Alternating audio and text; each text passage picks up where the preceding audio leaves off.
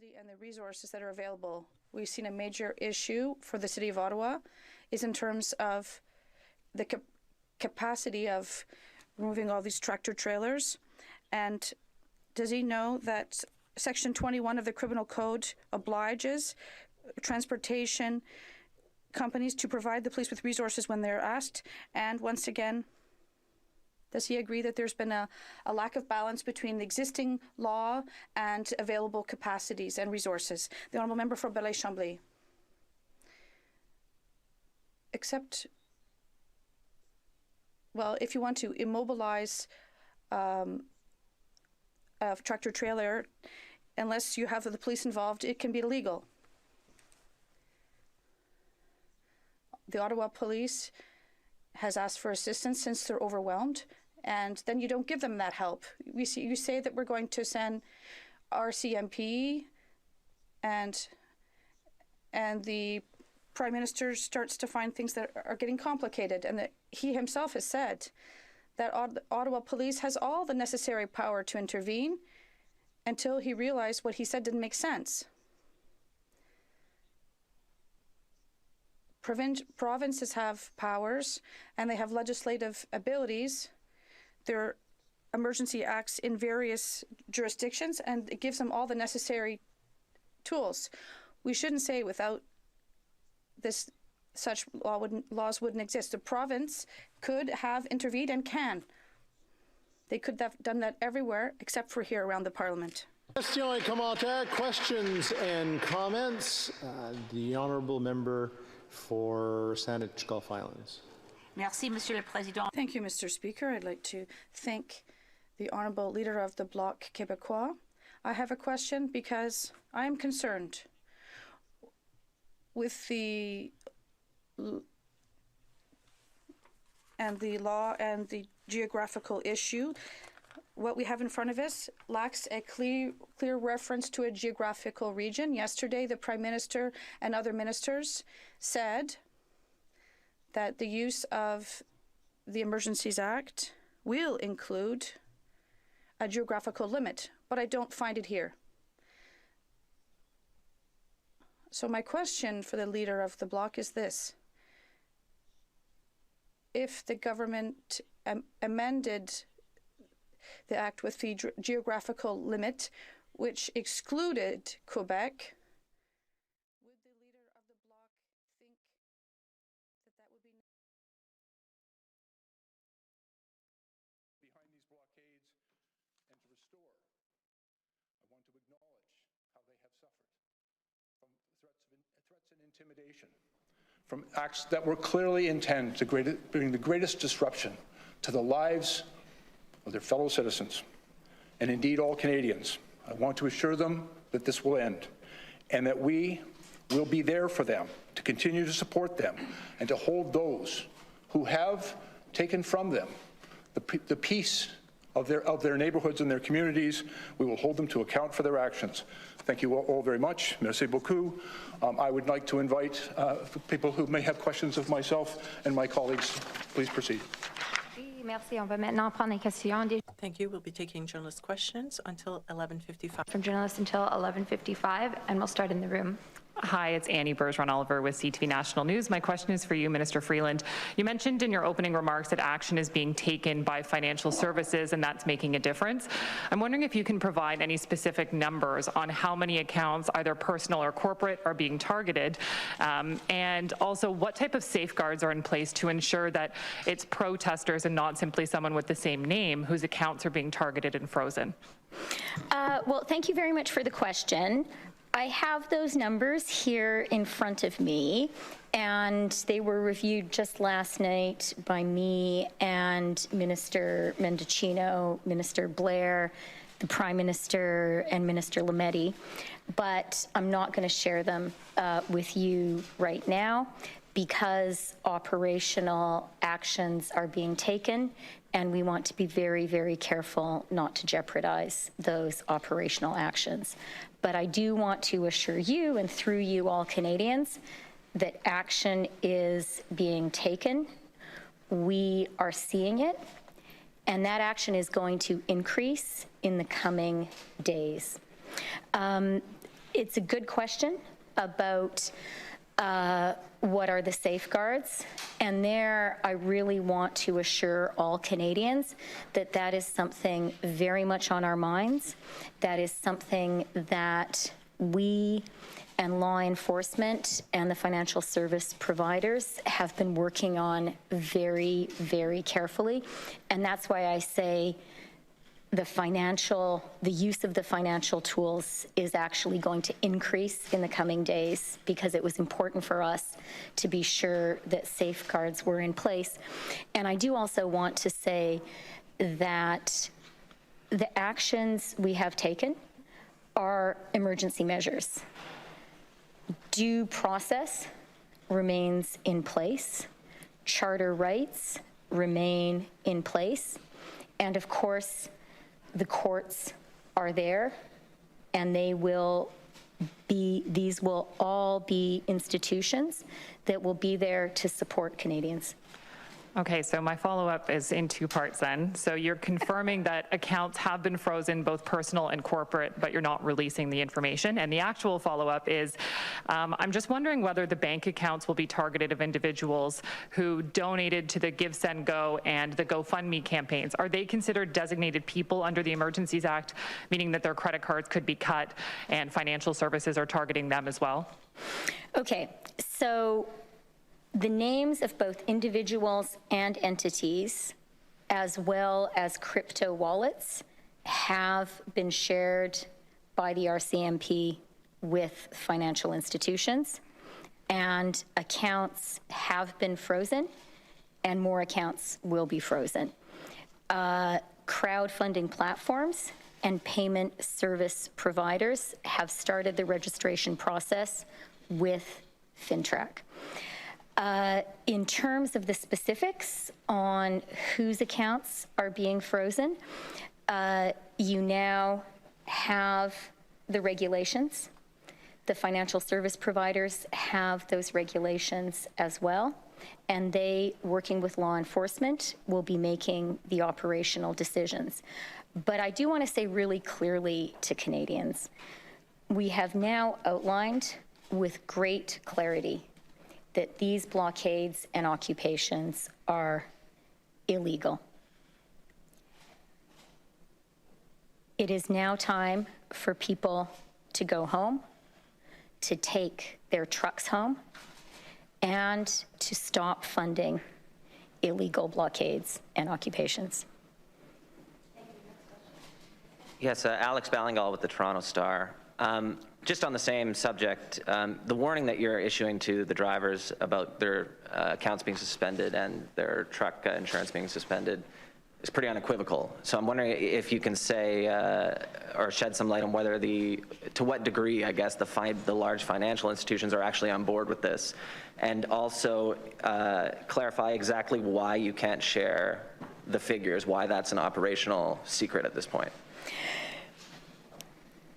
The Emergencies Act has compelled financial service providers to take these actions, and we have provided them with immunity for actions undertaken in good faith under these measures. Those are two important facts.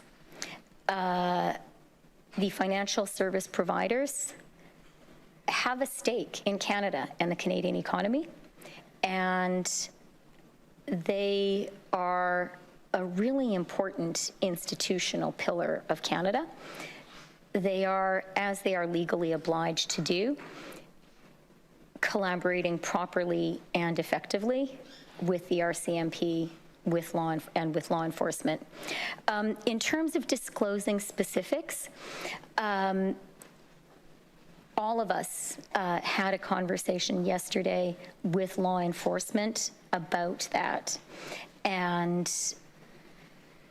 there was a clear view that it's important right now not to in any way jeopardize the very important work law enforcement is taking. And that's why I'm not disclosing the specifics, but let me assure you, those details will be disclosed in due course and soon. and I want you to know it is happening. I do have the numbers in front of me. And I do particularly want people who are participating in illegal blockades and in illegal occupation to know these measures are real. They are being used. They will have an impact. And there is a really easy way to avoid being affected by these measures. And that is just go home, go back to work. And I think that Minister Mendicino, you mentioned that all the border crossings that have been blockaded are cleared. There's been attempts, I guess, to re-blockade them, and that's been part of the justification you guys have used for the Emergencies Act. But you've also mentioned that you want to lift this emergency declaration before the 30-day limit is up. So if the concern is them returning, what are the conditions you need to see, I guess, as a government, as a cabinet, in order to actually lift this emergency declaration? Well, first and foremost, one of the conditions is that the blockades are no longer there. And that is one of the reasons why we have been going to great pains over the last number of days to send a very clear, unequivocal message to those who are participating in them, be they at a border or in front of a legislature, including here in Ottawa in front of the Parliament, but equally in the communities and in the neighborhoods where these are no longer just mere disturbances of the peace, where there has been a rampant and flagrant disregard for the law. The time is now to stop and to go home. And you've heard me say it, you've heard Minister Blair say it, you've heard the Deputy Prime Minister say it, you've heard the Prime Minister say it, you've heard yesterday the interim Ottawa Police Chief say it. There should be no ambiguity right now to anyone that is still participating in an illegal blockade, whether it's for some misguided belief that this is a lawful protest when it is not, or for some other more malevolent purpose. The time is to go home. And the invocation of the Emergencies Act is a resort that we came to as a result of the significant challenges that law enforcement using conventional tools had faced for the last 3 weeks. And while we have made progress, while we see that the ports of entry are open right now, I would suggest that at this fragile moment, it's precarious. I mean, yesterday you just heard Mayor Drew Dilkins in the course of a press conference say that there was yet another effort to try and shut it down again. And so, yes, I mean, I think we all want to be cautiously optimistic that we are coming to the end of it. But in the meantime, as a government, we have an obligation and a responsibility to Canadians to make sure that we are using all of the tools in the box.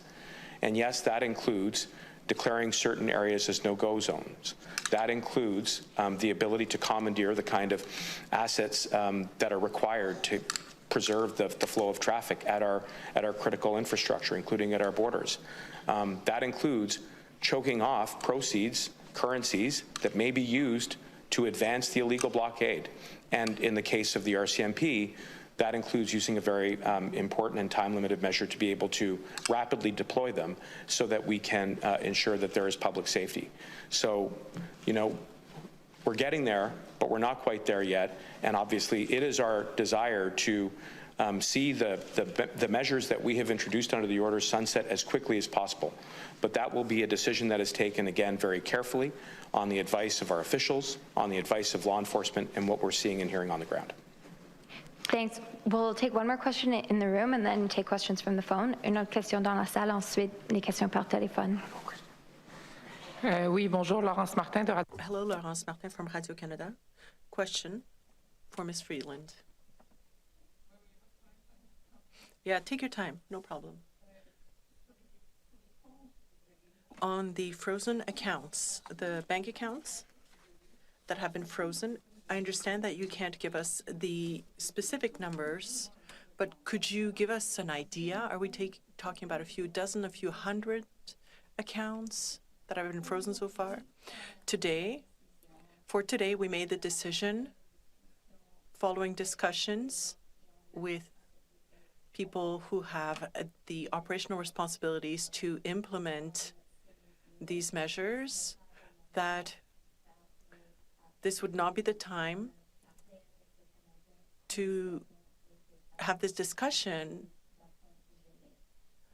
regarding the number of frozen accounts, but I can assure you that to this point, there have been accounts that have been frozen. It is in an ongoing process.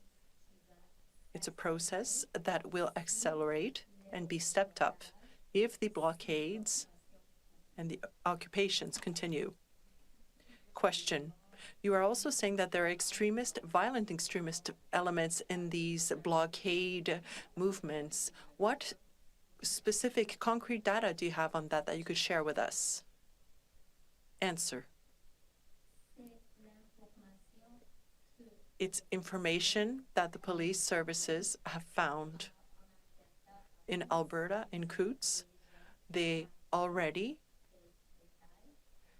talked about what those details are. They have more details that will be made public by police forces throughout the country. But as Minister Mendicino stated, we understand that there may be people who did not get the message that these are illegal, unlawful blockades and occupations. We want to tell those people that it's time. It's time to go home. But it's also important for Canadians to understand that there are organized elements from extremist groups that are part of what's happening right now. Our government will not allow these elements to continue to threaten our economic institutions or democratic institutions and our economy. Merci. On va maintenant prendre Thank you. We'll take a question by phone and then one last one in the room. on the phone and then a last question in the room. Opérateur, question, s'il vous plaît. Operator, question, please. For questions over the phone, please press star 1 on the device's keypad. Pour les questions au téléphone, faites étoile 1 sur votre appareil. La première question nous vient de Émilie Bergeron. The first question is from Émilie Bergeron, La Presse Canadienne. You have the floor. Question. Yes, hello. This is a question from Ms. Freeland or Mr. Mendicino. This is more about the debate happening at the House of Commons on the ratification on the Emergencies Act. We feel, listening to you here, that you do feel like there's some urgency in having this being adopted quickly in the House. What would a reasonable time frame be, one that is fair and sufficient, and when would you want to see the vote on the motion? Answer. Thank you for this question. I'm going to start answering, and then I'll give the floor to Minister Mendicino. To start, I will simply say that one of the key elements in these emergency measures is the vote in the House of Commons. We used existing powers currently existing in Canada. They are completely legal and completely constitutional. For us, the element of ensuring that there's a debate at the House of Commons, that the House of Commons participate, that it votes on this is completely essential. Our goal today is to protect the democratic institutions of Canada, and we will proceed in an absolutely democratic fashion that absolutely respects the law. And now I'll give the floor to Minister Mendicino. Merci, mais je pense. Minister Mendicino. Answer. Thank you, but I think Minister Freeland clearly explained what the process is and what we want to see over the next few days. In my opinion, it's very important to take part in a debate that is fair and that is balanced and transparent. We need to explain to Canadians all the reasons why we need to put this measure of last resort in place. It is not an easy decision. It is a very delicate situation for everybody. But the measures that are included in the declaration and in the order are necessary in the government's opinion. They are necessary for police services to be able to take action quickly in a way that respects all the rights and freedoms protected under the Charter.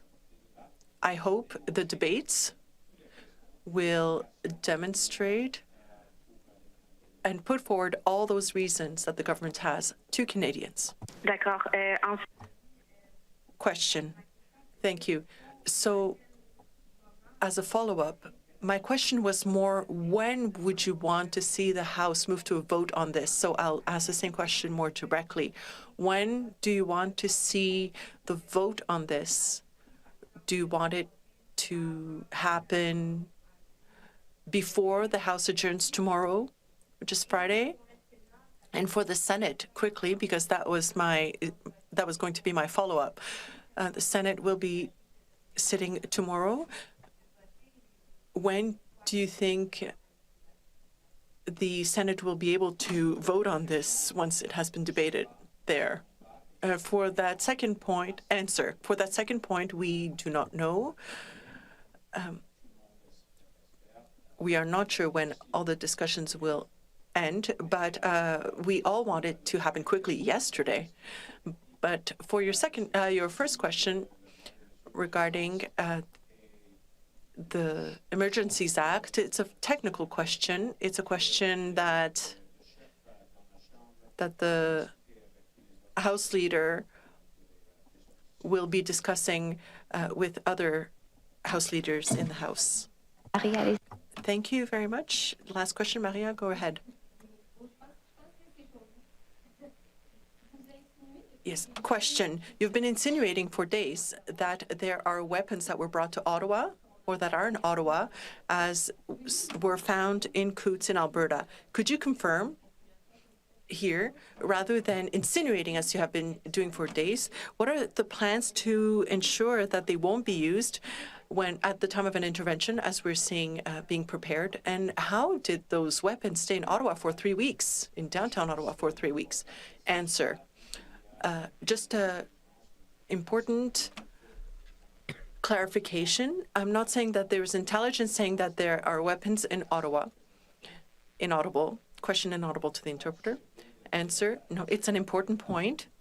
As I said yesterday, and even my colleagues did, that there are public reports showing that there are indications that there's extremist ideological positions. And there's that link between the blockades. There are similarities of what is being targeted. For example, border crossings, legislators, and many other critical infrastructure elements. That's what the blockades are focusing on. There are similarities between the tactics that those groups are that are being used by those groups at the border and here in Ottawa before Parliament. And there's a similarity in the rhetoric emerging in social media and elsewhere. Those are similarities that everybody is sharing concerns about. Question. So here you're telling me that there are no weapons in Ottawa. That wasn't my follow-up question. My follow-up question was about the children who are in downtown Ottawa. You keep asking for them to leave. They're not leaving. Some are some people, protesters, are calling for more children to come so that the police will be impeded in their action. Clearly, your calls for them to go home are not being heeded. So what is being looked at? Answer. First, regarding the firearms and all the risks, that's a question for the police services. There's a difference between our different functions. Here at government, it is to create legislation, to enact it, to give police services tools, and it is their responsibility to use those tools to respond to those questions on the ground regarding risks related to firearms and so on. Now, as for children, that's a very serious question. We all share the concerns that the children must leave now. And that's why everybody, the police services, the government side, are saying clearly, very clearly, we're emphasizing that they need to go, the kids need to go now. Merci beaucoup. Thank you very much.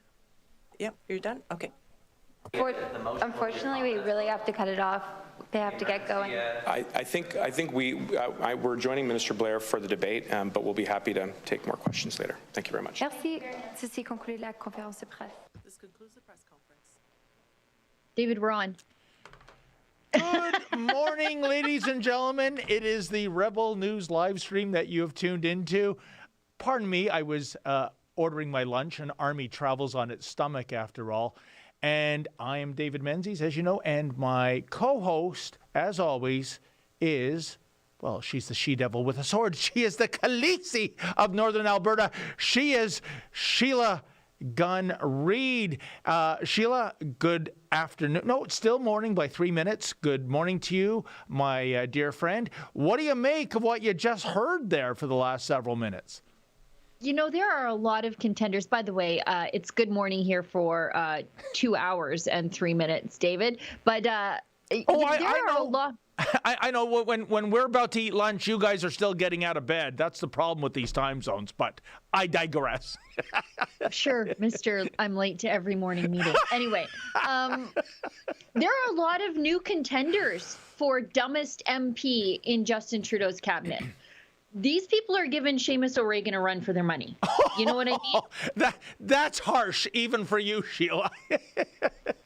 Mendocino is an absolute idiot. Yeah. Yesterday, he was saying the exact same thing that he's saying today. And when pressed on it, then he walks it back. So you heard the journalist there say, luckily, I was not on for much of Chrystia Freeland's nonsense because she's impossible to watch. Yeah. I cannot deal with her constant twitching.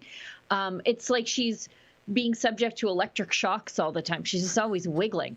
But Mendocino said the exact same thing 20 hours ago. I went and looked because Andrew Lawton clipped it. So Mendocino always makes these allegations about guns in the crowd at Ottawa and how it's dangerous and there's violent rhetoric. But then when somebody pushes him on it and says, well, how do you know that? He says, well, I just know it. I just know it. I don't have any police intelligence. No, the cops have never said anything like that. But I just know these people have guns. Like, completely unaware of his own bigotry against truck drivers, right? That they're violent, gun-toting psychopaths. By the way, it's not illegal to have a gun in the trunk of your car. It's not. And Sheila, this is despicable by Marco, because if there are terrorists on Parliament Hill, if there are insurgents upon Parliament Hill ready to do a Canadian version of January the 6th, name them. Give us the names of the individuals. Give us the names of the terrorist organizations. As Clara Peller, the spokeswoman for Wendy's, used to say in the 80s, where's the beef? But it's a nothing burger. That's what's being served up here. He has a hunch that there are bad guys afoot, and that's good enough. But they implied a few days ago, Sheila, they had police intelligence suggesting that. Well, share that intelligence with us, won't you? He cannot back up anything he's saying with fact. To the media's credit, and they've been terrible on this issue from the very beginning, but to their credit, they keep saying, well, how do you know this? And he keeps saying, well, I feel it. I feel it in my bones. Well, that's not a good enough reason to be making allegations that these people are violent. Yeah, this is what Andrew Lawton said. Watch this video from start to finish. Public Safety Minister Marco Mendicino, the guy in charge now of the gun grab, definitely says people charged with firearms offenses in Coutts are connected to far-right groups in Ottawa, but when challenged, completely walks back the claim to an unrecognizable point. Let's just roll this because he said much of the same things today. So he gets embarrassed yesterday, but like a good Liberal, learns nothing. This should be a life lesson, but he learned nothing and he pulled it again today. So let's listen. This week at the Coutts border crossing and seized a significant number of lethal firearms, a large supply of ammunition, body armor. 4 men were charged by the RCMP with a conspiracy to murder officers. As the Deputy Commissioner of the RCMP noted, and I quote, Monday's weapons seizure and subsequent arrests speak to the serious criminal activities taking place during the protest and illegal blockades. The dangerous criminal activity occurring away from the TV cameras and social media posts was real and organized. It could have been deadly for citizens, protesters, and officers. We need to be clear-eyed about the seriousness of these incidents. Indeed, several of the individuals at Coutts have strong ties to a far-right extreme organization with leaders who are in Ottawa. We're talking about a group that is just organized, agile, knowledgeable, and driven by an extremist ideology where might makes right. And this is completely contrary to our democratic values. Minister Mendicino, you mentioned that there's these ties with a far-right group between what happened in Coutts and what's going on in Ottawa. Can you explain exactly what group you're talking about? How big is it? How much of a threat is this to people's safety? We saw a bunch of guns and body armor in Coutts. Are you concerned there's similar items in Ottawa? Just please expand on what you said, because that was quite striking. Well, I think we're beginning to see emerge now are the hallmarks of a sophisticated and capable organization of a small number of individuals, but with a steel resolve, driven by an extreme ideology that would seek to overthrow the existing government and create some kind of parallel structure whereby they get to dictate the rules based on untrammeled freedoms. And it may sound far out there in left field, but looking back over the course of the last number of weeks, and more importantly, seeing the developments of the arrests and seizures that have been made this past week, there's a real danger in trivializing and diminishing exactly what's going on here.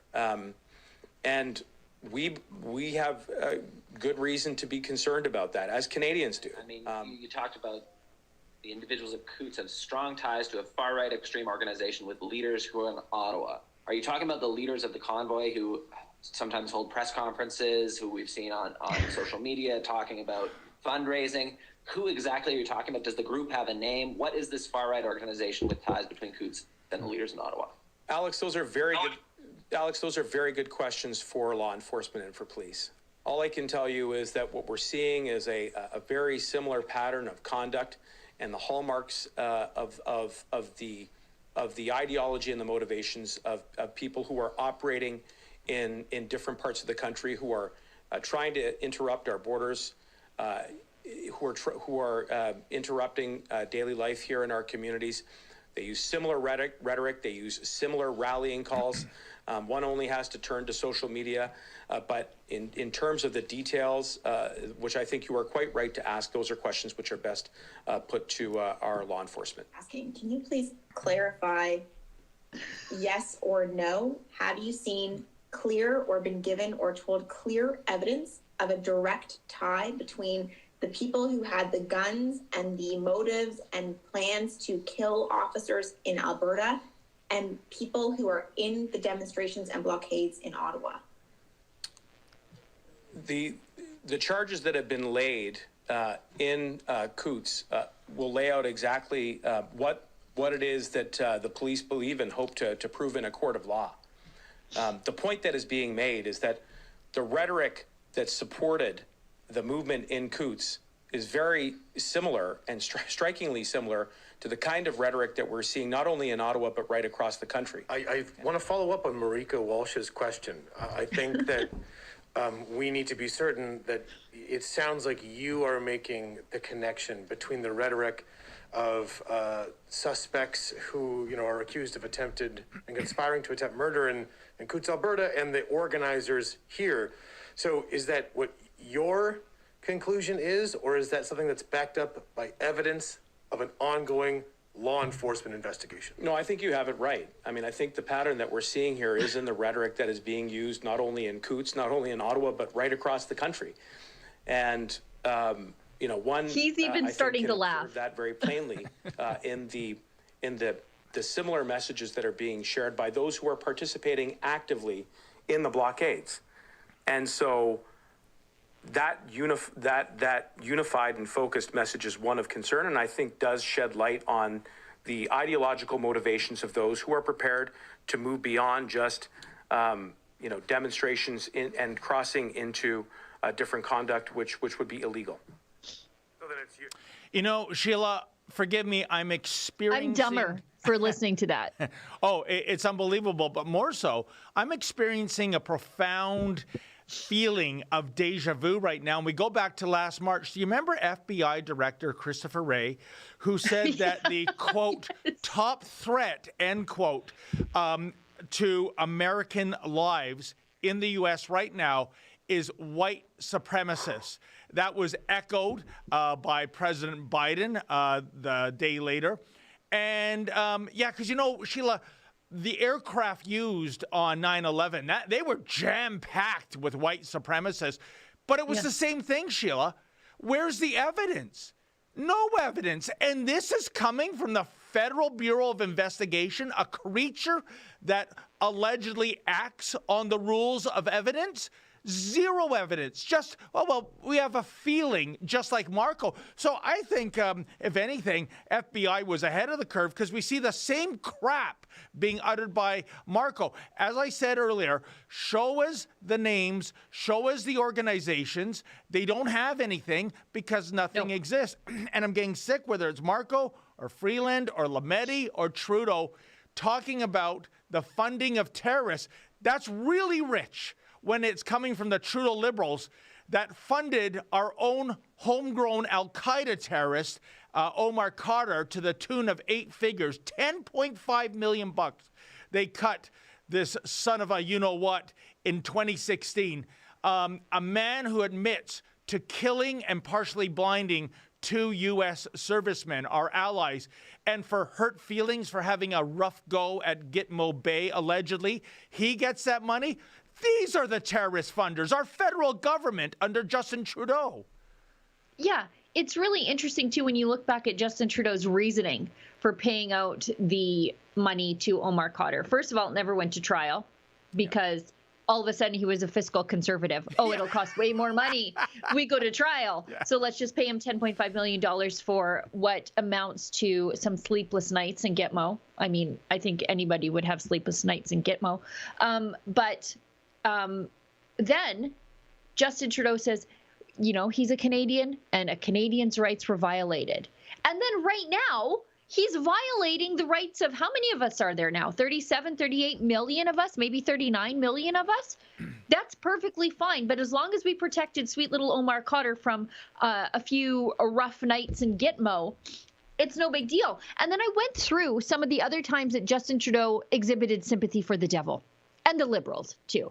So after the Boston bombing, do you remember that? Oh, yeah. Justin Trudeau did that sit down with Peter Mansbridge. And Peter Mansbridge, again, to his credit, was like, what kind of craziness am I listening to? You can see it in the interview. And he's, a pretty liberal guy. But Justin Trudeau, when he's talking about the Boston bombers, he says, clearly, this is somebody who's been excluded. And instead of, doing things that grow the exclusion, that makes these people want to blow up a marathon. Yeah. That was who Justin Trudeau was sympathizing with. But even then he said, and I thought, isn't that weird how now he can extend that sort of unity movement to his political enemies. He says, we shouldn't be driving this this division, and we have to understand why people do these sorts of things, blah, blah, blah, blah, blah. Fast forward 9 years, and all of a sudden, he's criminalizing the lady who baked cookies for the truckers as they left Edmonton, because that would be providing material supports to terrorism, which is akin to being an ISIS bride. Yeah, this is the thing. No, remember he said that? This is someone who's been excluded. And it's like, now he's the guy who's driving division and saying, these people, these anti-vaxxers, and these people are not anti-vaxxers, by the way. They just believe that maybe this is a choice between them and their government, not them, or them and their doctor, not them and their government and their employer. He's saying there's no space for them in Canadian society, that they hold unacceptable fringe views. But the terrorists, he could empathize with them, actual terrorists. Poor Peter Mansbridge, that look on his face, he's probably saying, I wish I was still back at the Gimli airport announcing arrivals and departures. But, you're right. But, let's take Trudeau. If for some reason he got a direct interview to the Boston bomber and found out that he was excluded from society, so what? That doesn't give you the right to carry out terrorism and kill people and maim people at a marathon. And also, Sheila, here's the double standard. If that Boston bomber had been wearing, a MAGA cap, does Trudeau go out and say, he's misunderstood, he was excluded from society, give the kid a break? Does he? No, but now let's fast forward, because this is a good tweet too. This is from Justin Trudeau. I think this is in, what year was this? 2013? 2012? Yeah, 2012. The ongoing blockades and occupation are presenting serious challenges to law enforcement's ability to effectively enforce the law. Because of that, the federal government is invoking the Emergencies Act. But then, back in, I think it was 2012, he said, when the government starts trying to cancel dissent and avoid dissent is when it's rapidly losing its moral authority to govern. And he was quoting Harper back in 2005. Wow. But he's that guy now. But even if we look at Justin Trudeau's treatment of actual terrorists, so he enriched one with $10.5 million, filled up his bank account with your money while actually stealing yours out of your bank account right now, by the way. Let's just and also his empathy for the Boston bombers, that maybe they were excluded and we need to be more united as a society, blah, blah, blah, blah, blah. Let's even say that society and governing has hardened Justin Trudeau. And he's changed his mind about certain things. Just a few short months ago, remember the gender minister, Mariam Monsef, also was in the running for being one of the dumbest cabinet ministers ever in the House of Commons, but no, she was unelected, thank goodness. She called the Taliban her brothers. Yeah. So the Taliban are the brothers of the Liberal Party, but people who just say, you know what, I kind of want to make my own medical decisions without my employer and my government being involved, those people have unacceptable fringe views. Well, Sheila, wasn't it fantastic that Mariam Monsef lost her seat in the last federal election? That was about the only good news that came out of the last federal election. So now she has all the time in the world to hang with her brothers. But somebody better give her some fashion advice. I hear those kind of brothers, they don't like it when a woman, shows her face in public. That's kind of like putting yourself out there like an open can of tuna fish for the cat. So who do you, So anyway, so I wonder what she's up to now that she's got an incredible free amount of time to spend with terrorist brothers. That was an outrageous statement. And the idea that, just a turn of phrase, it's like how the young ones these days say, hey, bro, that's what it's like. Yeah, bro with a suicide vest attached to them. The hypocrisy is unbelievable, Sheila. And I'm just wondering, where it goes from here. One of the things that we saw come in is that police, Ottawa police, are informing the protesters that you risk up to $5,000 fine and up to 5 years imprisonment if you bring a minor into the unlawful protest zone. I think it's not even bringing the kids to the protest zone. I think it's within half a kilometer purposefully of the protest zone. Yeah, let's define the zone. Like, where's the barrier, right? And, and it's funny when Marco talks about law enforcement in Coutts, Alberta. As far as I can see, the only crime committed there, Sheila, was by law enforcement. Since when does enacting the law mean breaking the law? And I talk about our fantastic work from our colleague, Sid Fizard, who showed that 3 excavators were vandalized to the tune of over $100,000. Wires cut, filters removed. These are privately owned excavators on private property, not even where the border demonstration is happening. And RCMP admitted that they went in like a bunch of Antifa or Black Bloc vandals and disabled this equipment. So really, who are the real criminals? Who are the real terrorists out there right now, Sheila? Well, with regard to the Coutts arrests, it's my understanding that not a single one of them are from the community. Some of them came in just days before the arrest. And as a tip of the hat to just how peaceful the blockaders were down there, as soon as there were arrests made that were unrelated to the people participating in the blockade, they came in as interlopers. Let's be clear. Those guys that were charged with gun offenses and conspiracy to murder RCMP officers, they came in after. They were not participating in the blockade, and the blockaders immediately left because they said, we are not associated with that. We are not violent. This has been peaceful from the very beginning. This has spoiled what we are trying to do here, and we're leaving. And you can see those images where they were hugging and shaking hands with the cops. So the blockaders and the protesters and the cops were hugging and shaking hands with each other because that was the true spirit of what was happening at Coutts, and it was spoiled by outside interlopers who came in looking for trouble. You know, you're so right, Sheila. And I wonder how many of those images of RCMP officers and everyday citizens hugging each other, I wonder how many of those images were captured and put on the newspapers here in our great Dominion.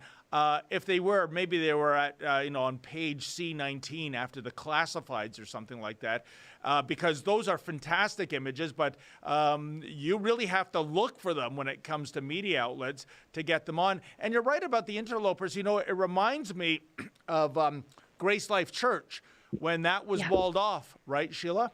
And the church members, the people in the community, they respected the fact that this egregious thing was happening by law enforcement, sealing off the church behind, like a concentration camp type fence. And then it was interlopers, correct me if I'm wrong, you were on the ground, Sheila, that decided to yank those fences down. And I believe it was the people in the community that helped erect them again.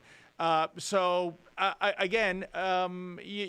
really need a program to find out who's who in the zoo when it comes to these demonstrations. And one of the big problems, Sheila, as you know, is when it comes to these blockades, when it comes to these trucker convoys, so many people illicitly declare themselves as the spokesman or spokeswoman.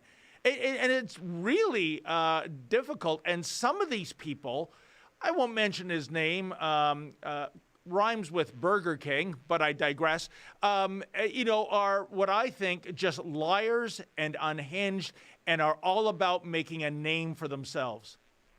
Yeah, there's a lot of people who are riding the coattails of other people's hard work to make a name for themselves, and they're just liars. Low liability protesters because their bad legal advice will ruin other people's lives, but they don't actually have, as my mom used to say, a pot to piss in, so it doesn't matter if their bad legal advice ruins their lives because they have nothing left to lose. There are a lot of those people in the middle of this trying to make this about themselves when this movement of truckers has been completely grassroots. It's just been a groundswell from the bottom up.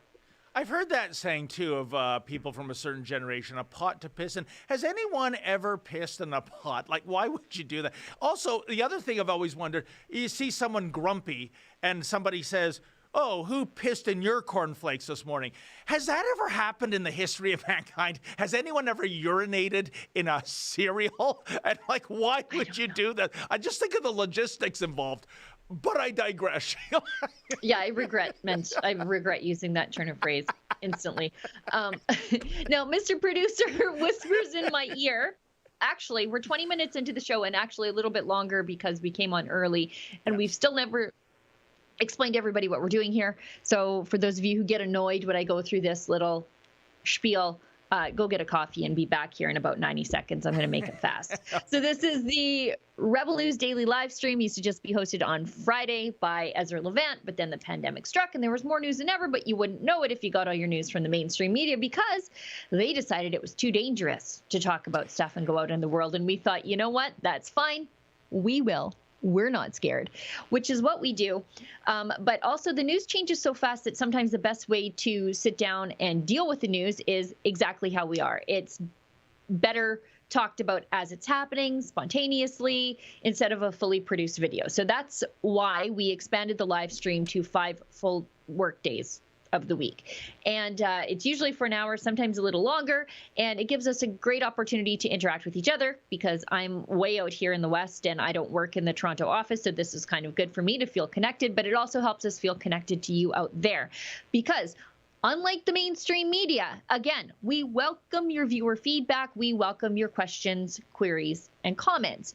And we don't rely on Justin Trudeau to pay the bills. We rely on all of you at home. So coupling those two aspects of the company together, might I invite you to interact with us on one of the streaming platforms that we are on. So we're on YouTube, but we may have to say sayonara to YouTube about halfway through the show, depending on the topics we talk about, and we're completely demonetized over there anyway. So if you're watching us there, migrate to one of these other platforms. So Rumble, Odyssey, and Super U. Rumble, you can interact with us by way of a Rumble rant. Throw a little cash in the pot, and Mr. Producer will send us your question, query, or comment, and we'll read it on air. Likewise with Odyssey, that's a hyper chat that you can leave us there. And Super U shouts, likewise, same thing. If you want to talk to us, that's a great way to do it. It's a direct channel to us. Just throw a little money at us. And we are also live streaming simultaneously on Getter. This completes, tomorrow completes our 3rd full week of streaming on Getter. So if you're watching us on Getter, nice to see you. Thanks for tuning in. So I think that's it. The people who get angry with me for talking about that every single time that I'm on air, they should be back now. Mr. Producer whispers in my ear that we should talk about, as I said in the morning meeting, the treatment of the trucker convoy in Ottawa is turning into a little bit of a country song. They've taken your bank account, they've taken your truck, your guns, your wife, now your kids, and later on they'll take your dog too. We'll get to that in a second. So Children's Aid Society urges Ottawa convoy protesters to make arrangements for kids' care. Jeez. Wow. So they're going to take the kids from the truckers now.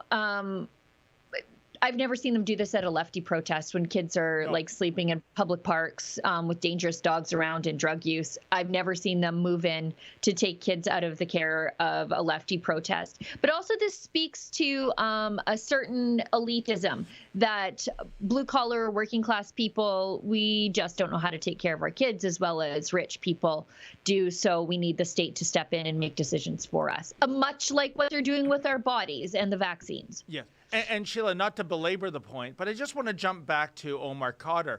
Remember, the narrative in the left-wing media was child soldier. Even when he was an adult, they were still showing photographs of him as a 15-year-old.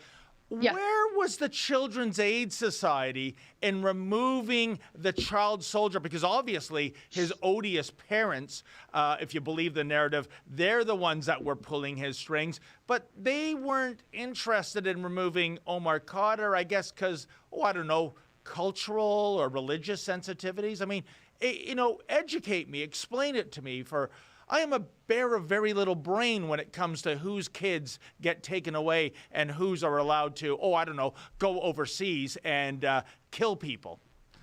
Well, it falls down on politics, right? So if you believe that you're in charge of your kids, that you should take care of your kids, and it's none of the state's business what you teach your kids, as long as you're teaching them to be productive, well-adjusted human beings going forward, you're a bad guy.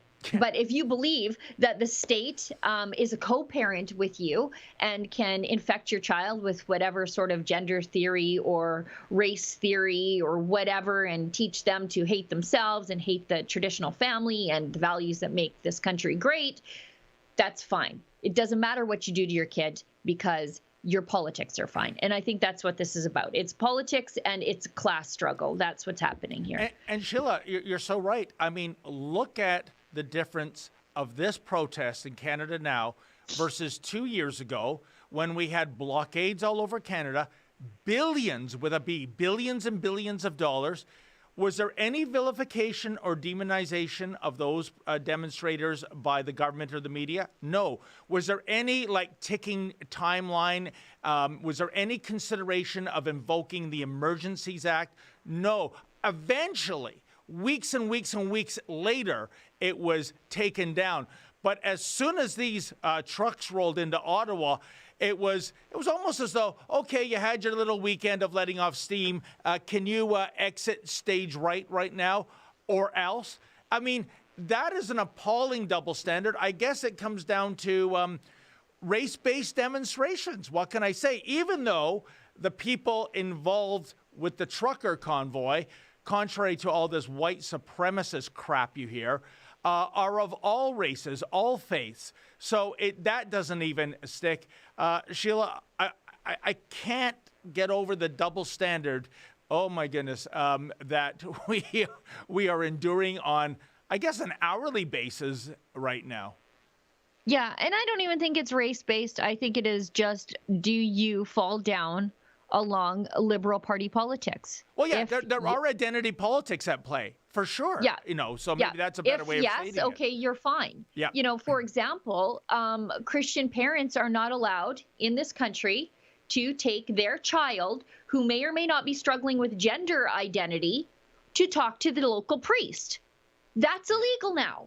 Yep. Now that is conversion therapy. So you cannot, as a Christian parent, say, okay, you're telling me you're having these problems. Let's go to a trained counselor, by the way, and talk to him in a way that is in line with our family's values. Nothing forced. This is just parents looking for spiritual and psychological guidance. That's illegal in this country now.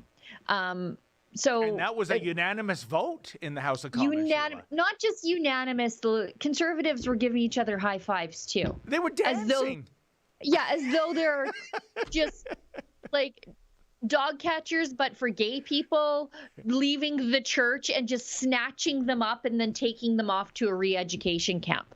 That's the concept that the Liberals ran with this ban on conversion therapy instead of, the reality of what it is. It was just bigotry from start to finish, by the way. No, I agree with you, Sheila. When it comes to conversion therapy, there is nuance here, but you can't even approach that. Can't have that discussion. Yeah, it's a third rail all of a sudden.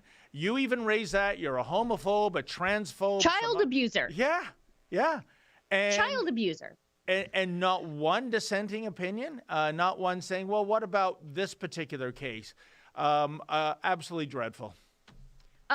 Now, we've gotten the kids in the convoy out of the way. So if you take your kids to the convoy, you can go to jail for 5 years. Or take your kids near the convoy, sorry. Doesn't even have to be in the convoy. Near the convoy. You can go to jail for 5 years, and the Children's Aid Society is going to take your kids. But they don't stop there. they will also take your dog, because apparently your dog can have the wrong politics too. And so they've said, the Ottawa Humane Society has said that they will take your dog, and they will bill you for taking your dog, even though your dog is perfectly well cared for. Your dog is just, the dog's owner has the wrong politics. I think there's a tweet actually from the Ottawa Humane Society if you want to dig that up. But it's on Ezra's Twitter feed too, Mr. Producer. So then they'll bill you after they abduct your dog from you, steal your dog. And then after, if you cannot pay to get your dog out of, I guess, Hawk, then your dog will be considered relinquished, whatever that means. No, but what does that mean? Exactly. What do you think it means, Sheila? Relinquished, I think does that mean they euthanize your adopt it dog. out to somebody else, or does it mean it's time to put Fido down? Yeah, I think they euthanize your dog. Unbelievable. You know what? I'll tell you, the way people feel about their dogs, and you know what? There are some people out there in Canada, Sheila, their only companion, their only family member. Truckers, long-haul truckers, bring your dogs with them all the time. I mean, if anyone went after my golden doodle, Sir Gregor, wow, I don't know what I'd do. My dog's under the desk.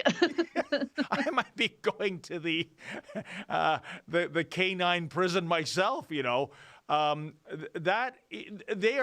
This smacks to me, Sheila, of desperation, and it also smacks to me of vindictiveness.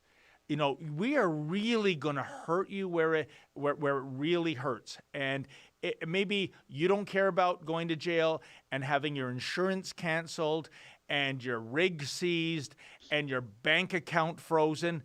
But now we're going after your child. We're going after your pet. This is, I don't even know if I've ever seen this in like a Banana Republic, Sheila. This is demonic. They don't take dogs away from homeless people, drug-addled homeless people with bad dogs, like the one that bit you.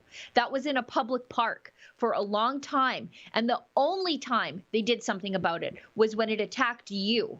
They don't do this to homeless people. They are taking perfectly well cared for dogs away from people based on politics. This is demonic. This is mobilizing every aspect of the state to crush dissent and to emotionally cripple people. Do you know, you raise a great point. I'm glad you brought it up. What happened to me at Trinity Bellwoods Park when not only was this man homeless, but he was a drug addict who set his dogs upon me, one of them doing serious damage on my thigh. And when I spoke to a really nice guy with animal control, this dog, Sheila, had already been deemed a dangerous dog. And I thought, well, this man gave me an education because I thought, well, if you have a dangerous dog, that means it's put down. Oh, no. There are conditions in which you can own a dangerous dog. For example, it has to be leashed at all times in public. It has to be muzzled at all times in public. It can't be anywhere near children or playgrounds. This dog, no leash, no muzzle, within 30 meters of a playground where kids are playing at Trinity Bellwoods Park. Because you know what, Sheila? If we give a homeless drug addict a dangerous dog, hey, what could go wrong, right? And 2 reported bites, and what I was told, more like, this was another person, a social worker that's familiar with this individual. She said it's more like 30 people have been bitten. It's just that they didn't bother to report it. But at least 2, and then with me, 3 persons that said I was bitten by this dog. That's okay. You know, have your dog run around Trinity Bellwoods Park. Have him go to the playground. Hopefully he doesn't step on a hypodermic needle, another big problem in the playgrounds there. That's all right. But if you're a trucker with your companion, your little dog, you're going to have him taken away, and you better have some do-re-mi to get him out of canine prison. Otherwise, he's getting the long needle, if you know what I mean. We should, Mr. Producer tells me that they're currently debating the motion to accept the Emergency Measures Act. But before we move on, I just want to get to this ridiculous thing from Press Progress, because they never cease to amaze me how ridiculous they are. And this is new. So they have this article. This is outrageous to them. Photos show young child with gas can strapped to their body next to Parliament Hill. So the kid's just wearing obviously empty, because no little kid is going to wear a full gas can on their back. Like, that's heavy. If anybody ever tried to gas up the lawn tractor, it's heavy to lift it and then like pour it in. Like, I'm strong, but that's heavy. So this is empty. This is just a kid wearing it because empty gas cans have become a symbol of protest. So this is, like I see them at the protests in Edmonton. People are banging jerry cans together to make noise or whatever, just to show like it's a symbol of resistance to the authoritarian actions of the police. But this is in Press Progress, and they say photos which were obtained exclusively by Press Progress from a source who works in downtown Ottawa show the child running back and forth on a mat while wearing a gas can as if it were a school backpack. So, like, playing? Is that the thing that you're upset with? Like, playing? The kid was playing. Photos show the child playing in the middle of Wellington Street on a stretch of road between Parliament Hill and the Supreme Court, but this is all blocked off by trucks, so it's not like they're going to get hit. They were playing lawn bowling for 10 to 15 minutes as their parents looked on. So this kid is playing outside, having fun, doing, like, athletic little kid things, while the parents looked on. So the kid is playing outside. Check, good thing. I'm always like, get out of the house, go play outside. And the parents were supervising. Also, good thing. But these people think this is a bad thing because the parents have the wrong politics. Yeah.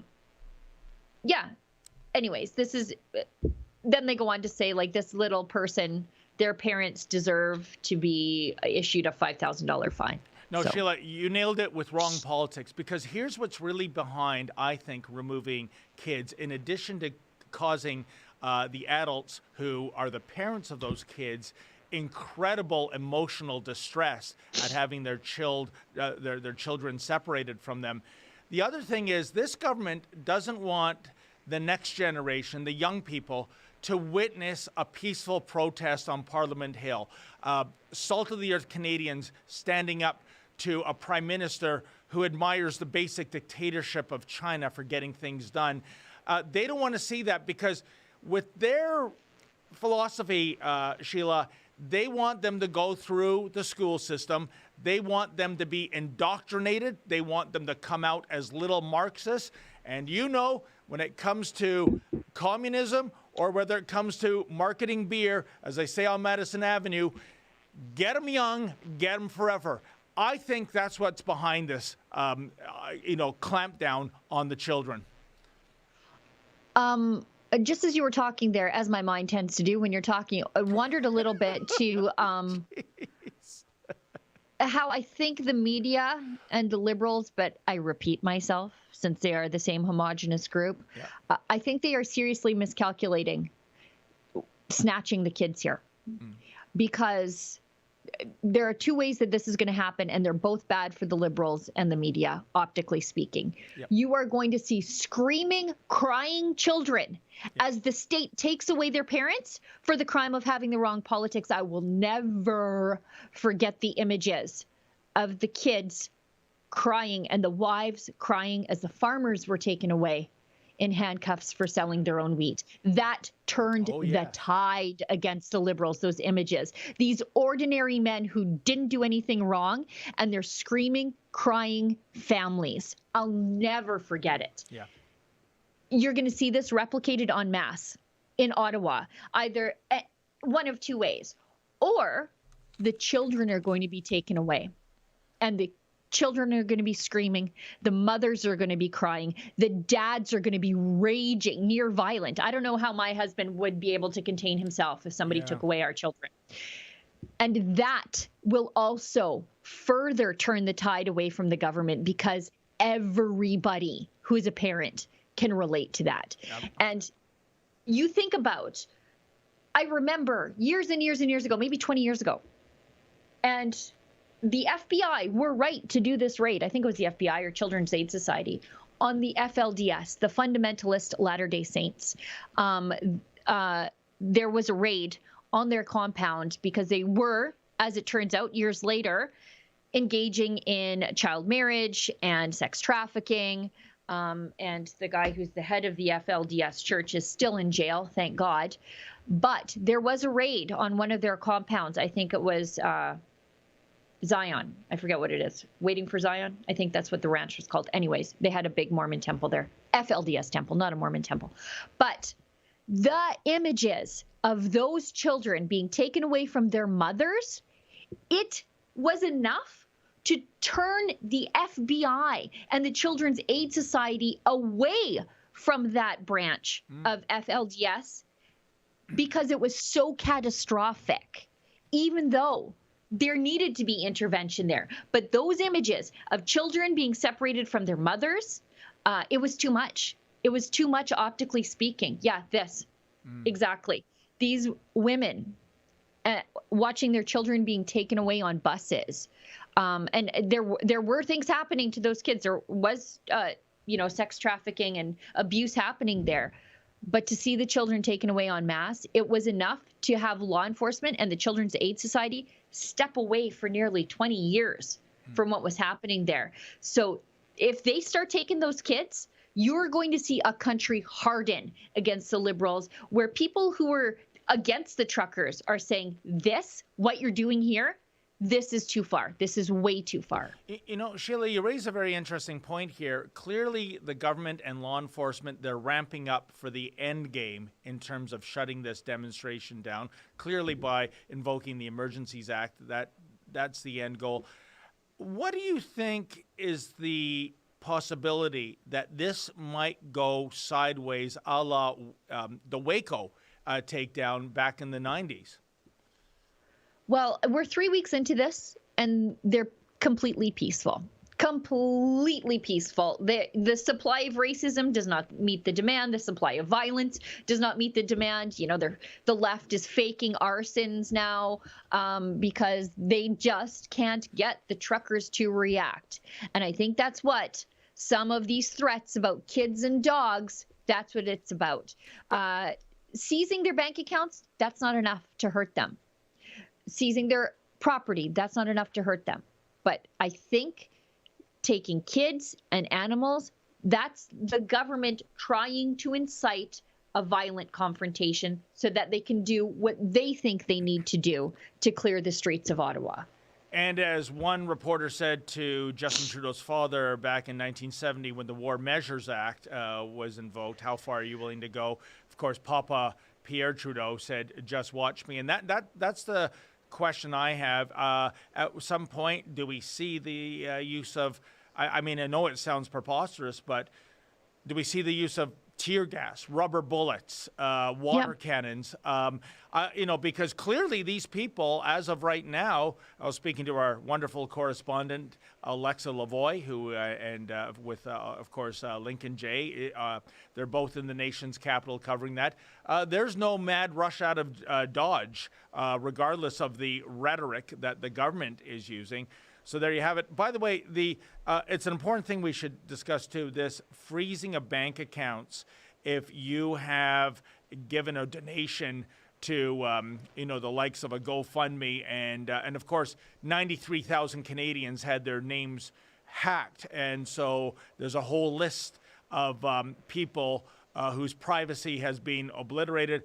I was just speaking to a woman yesterday, Sheila, and she gave $25 to the other funding. What's it called? Give, Send, Go. Give, Send, Go. Thank you so much. And she is right now, as we're speaking, she's at her bank, removing her savings, which is $40,000. And she is, quite literally, she's going to put it under her mattress. She feels it's safer there than in a bank. Now, I would imagine the government is really going after the big fish, those who are, funding this convoy, 6, 7, maybe even 8 figures, who knows. But no, I wouldn't put it past them to have their CRA attack dogs go after Canadians that gave donations under $100.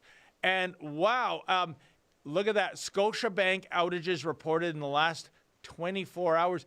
When it says outage... this RBC outage, yeah, that was inconvenient yesterday. Well, BMO. She is a Scotiabank customer. She's got some money in that one, TD. That's going to be taken care of tomorrow. Are we going to see a run on the bank, Sheila?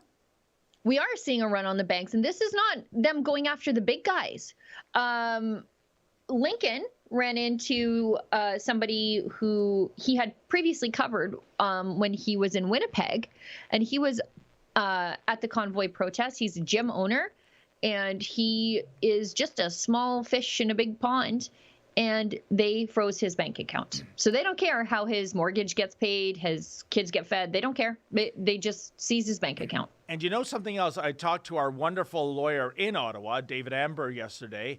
And he's great. He's wonderful. And he made mention, you know how much because I was asking, is that a possibility that somebody could lose, have their bank account frozen because of a very minor donation? And he said, he brought up a point. You know that Justin Trudeau Liberals despise, it's visceral, they just despise Rebel News. He said, I wouldn't put it past them to whoever has a identical surname. So if there's a Menzies, a Gunn Reid, a Levent, even though there's absolutely no connection, no relation, get them, go after them. Yep. Just because maybe that is a family member and we want to incur as much damage as possible. I know, folks, you might think that's preposterous, a conspiracy theory, but Sheila, what's your take? I wouldn't put it past them. I'm getting emails to that effect. I'm getting emails from people saying CBC reached out to me. Yes, I've Toronto seen those, Star reached out to me, but I didn't donate to the convoy. This is someone with the same name as me. But these hunter killers are going after everybody. Wow. By the way, I tweeted yesterday, I wonder if CBC paid for the hacked data. Not that it wasn't readily available, but I think they're just dumb enough to pay for it, is all I'm saying. You know what? Personally, I don't think so. I think it's even more nefarious, Sheila. I wouldn't put it past CSIS to pay for that hack. Certainly that hacker, he claims he's been hired by law enforcement in the past. And you know how... I mean, hey, listen, if you're going after a pedophile ring, hack away. But these are law-abiding, peaceful protesters. And think of it. Think of this hacker's rationale. I'm doing this because they're breaking the law. Well, he's breaking the law by violating their privacy. I just think that even, like, I'm sure somebody shopped an Excel file or a PDF to CBC, and they were like, how much do you want for it? Even though it's just everywhere on Twitter because it's somebody else's money to waste, right? Just put it on, expense it to Rosie. Let's, if the debate is still going on, let's cut to a little bit of that and see what's happening there. Okay. Is that Dane Lloyd? Emergency powers to enforce existing laws. Thank you, Madam Speaker. The honourable member for Regina Capel. Thank you very much, Madam Speaker, and I'd like to thank my colleague for agreeing to share his time with me. I think it's very important for Canadians to understand that this is in no way, that the government's reaction, the government's proposal to invoke the Emergency Measures Act is in no way connected to public safety, to restoring order, or to upholding the rule of law. We know this because we know what they've done with previous protests and blockades. When the Prime Minister agrees with the aims of protesters, he does nothing. In fact, actually, it would be unfair to say he does nothing. He does nothing to end the blockades. He actually will send negotiators. He'll actually send government delegations to meet with protesters and even propose settlements and compromises when he agrees with the political aims of those protesting. We know this because in 2020, anti-energy protesters, anti-oil and gas worker protesters held up vital transportation links for weeks, Madam Speaker. At the time, the Prime Minister had a much different tone. Let's take a look at what he said when vital transportation links, when rail lines were blockaded, crippling the Canadian economy for weeks and weeks at a time. He said, and I quote, "Therefore, we are creating a space for peaceful, honest dialogue with willing partners." Compare that to the rhetoric and inflammatory language that he has used over the past several weeks here in 2022. Make no mistake, Madam Speaker, the protests that are happening in Ottawa and that have taken place across the country are a direct result of the Prime Minister's actions and his rhetoric. The demonization of people who are fighting to get their rights back. After 2 years of incredible hardship, 2 years of politicians and government agencies telling people that they weren't allowed to have family members visit them inside their own home. After 2 years of governments telling business owners that they had to keep their doors shut and their employees laid off.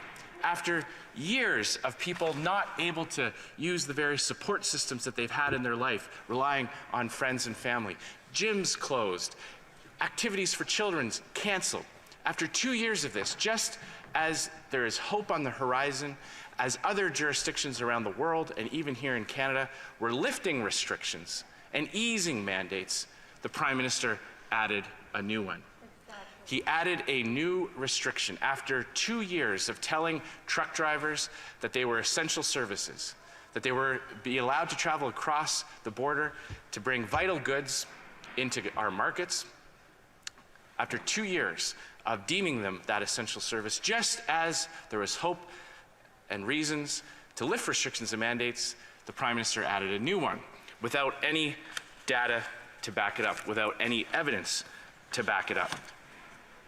Then when people started objecting to this, finally saying enough is enough, we want our freedoms back, Madam Speaker. It's time for the government to retreat back to the normal boundaries of government interference in our lives. When people started doing that, started to gather together to peacefully protest against government overreach, what did the Prime Minister do? He called them names, tried to smear them with broad brushes. He called them racists and misogynists. He asked the question, the rhetorical question, Madam Speaker, about whether or not we should tolerate these people. Madam Speaker, I'd like to ask the Prime Minister a question. What does not tolerating these people look like? Because what he's done over the past few weeks has just been shameful. This Prime Minister has lowered the office in which he serves to unprecedented depths. In my 17 years of being a member of Parliament, I've never seen a Prime Minister, for that matter, any other politician, so debase the office that they hold, hurling insults at people, referring to a Jewish member of this House as standing with people waving swastikas. Just outrageous, Madam Speaker. And I have to tell my honourable colleagues in the Liberal benches who have often admonished their political opponents for in any way, even sharing the same postal code as someone who may be holding an offensive flag or a placard with unacceptable language on it. And when Conservatives denounce that, that's not good enough for members of the Liberal Party. They say, you're supposed to paint the entire group protesting with that broad brush. But, Madam Speaker, they don't hold themselves to that same standard. I see many honourable members across the way, some of whom I've served with. I know them to be honourable people. I don't assume that they are all racists just because their leader has performed racist acts by putting on blackface so often in his life that he can't remember how many times he's done it. We don't paint every single Liberal member of Parliament with that brush. They have no problem being photographed with the Prime Minister, despite his history of racist acts. So neither should members of Parliament hold or paint the entire group of people who are protesting for their freedoms back with that same broad brush. The lengths at which this government, and indeed not just the government, but many of their friends in the corporate media, to paint every single person who's protesting, who's demanding an end to the restrictions, an end to mandates with that broad brush, Madam Speaker. You look at the lengths that they go to discredit and to dehumanize those people who are just fighting for their traditional civil liberties. And I ask you, Madam Speaker, if we kind of look at this in two different groups. On the one hand, you've got people who are saying after 2 years of hardship, 2 years of sacrifice, 2 years of being forced to comply with unprecedented government intrusion in our lives. Unprecedented. Government's telling you where you can go, who you can have in your house. That is a new level of government interference in our life that we have not seen in recent Canadian history. After 2 years of that, there's a group of people who are saying, I just don't believe I should be fired for making a healthcare decision. Then on the other hand, you've got a group of people who are saying that anybody who holds that view is a racist, a misogynist, an insurrectionist, Madam Speaker. You've got a group of people who are saying that government should have the ability to tell you who you can have in your house, whether or not your business is allowed to stay open. Which group seems more unreasonable, Madam Speaker? I would say after 2 years, those who are fighting against this government intrusion in their lives have a legitimate case to be made. Whether or not we agree with them or not, we must respect their right to advocate for their views. The Prime Minister has not provided any legitimate justification for bringing in the Emergency Measures Act. He asks us to trust him. He says, don't worry, we're going to make sure everything's fine with the courts, we're going to make sure everything's compliant with the Charter. This is the same guy who fired his Attorney General because she wouldn't go along with his plans to interfere in a criminal court case, Madam Speaker.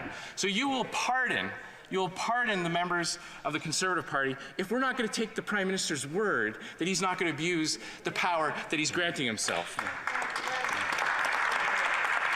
I think that's good. Yep. He points to specific incidents. Wow. Who is this guy? Who's this guy?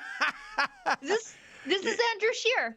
Where was this guy 3 years ago? Who's this guy? Sheila, you stole my thunder. If only Mr. Personality was like this in 2019 on the federal election campaign trail. Yeah, he might have had far more success. Suddenly, he's dropped the rules of Queensbury and he's turned into a street fighter. That comment on blackface is absolutely fantastic. That's what makes it so rich when Justin Trudeau calls anyone a racist. As Mr. Scheer said, even the Prime Minister can't remember how many times he's donned blackface. And so again, he's got his fighting spirit back. He's got his mojo back. Too bad it comes 3 years too late, at least in terms of Mr. Scheer becoming Prime Minister. But yeah, like you said, Sheila, who is that guy in the blue suit? Yeah, he's saying all the right things. And he is sort of, it's serious business what Trudeau is doing to the country. But it is so laughable that it is coming from Trudeau that you can see it in his face. And this is so ridiculous. He's obviously telling a joke because people are laughing. So I'll have to go back and watch this later. But I just suggested to our web team and our editors that we should clip this speech in full and just clip it and stick it up on our YouTube because I think this is incredible. People should be watching this. Again, 3 years too late, but you know what? I guess redemption comes in all forms. Well, Sheila, that's a great idea from the House of Ideas, Sheila Gunn Reid. I'm full of good ideas. I'm full of something. I don't know what. Oh, David.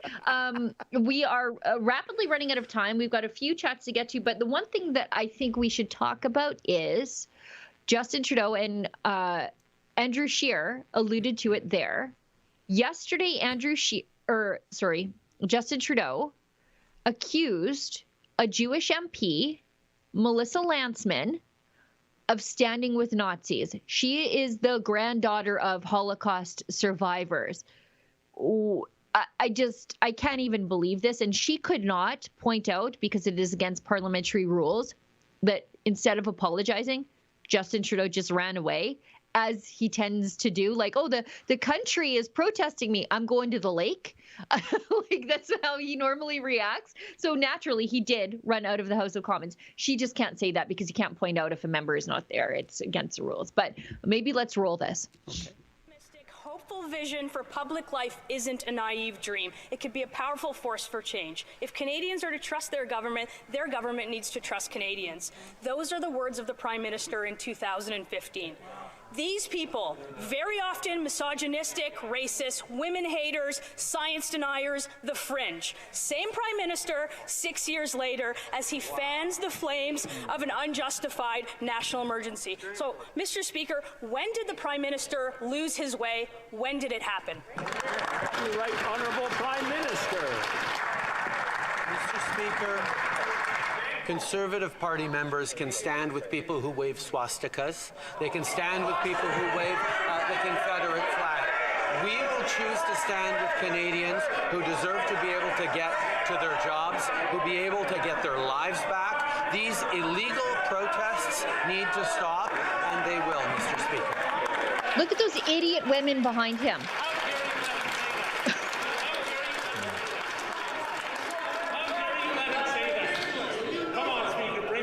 I just want to remind the honourable members, including the Right Honourable Prime Minister, to use words that are not inflammatory in the House, and that's for both sides.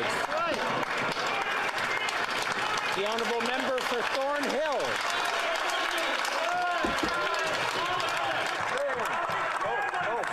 Unbecoming. Oh, too bad we didn't see that. But regardless, I think I'm contractually obliged not to talk about Miss Landsman. I asked you specifically not to. I will give commentary here. I'm going to keep my mouth shut. I know nothing. I saw nothing. Again, who is this lady? You know what? Like, who is this lady? Again, redemption comes in all forms. Melissa Landsman, new MP, daughter of Holocaust survivors, accused of standing with Nazis by the Prime Minister. And you could tell she stood up and she was ready to fight. She was like stretching her arms out and ready to fight. And Justin Trudeau was like, dang. And he was asked to apologize, I think, not once, not twice, but thrice. And then he left. But the only way Justin Trudeau gets away with stuff this stupid is the idiots sitting behind him. As he's accusing a Jewish conservative of standing with neo-Nazis. Yeah, we'll go to this. Sorry. She was on Ingraham last night. So let's watch this. Surprise to me. You just said it. This is his true colors. I sit there and watch him divide and wedge and stigmatize Canadians every single day. And today, the rest of Canada saw a G7 Prime Minister go after a Jewish member of Parliament and then walk away and not apologize.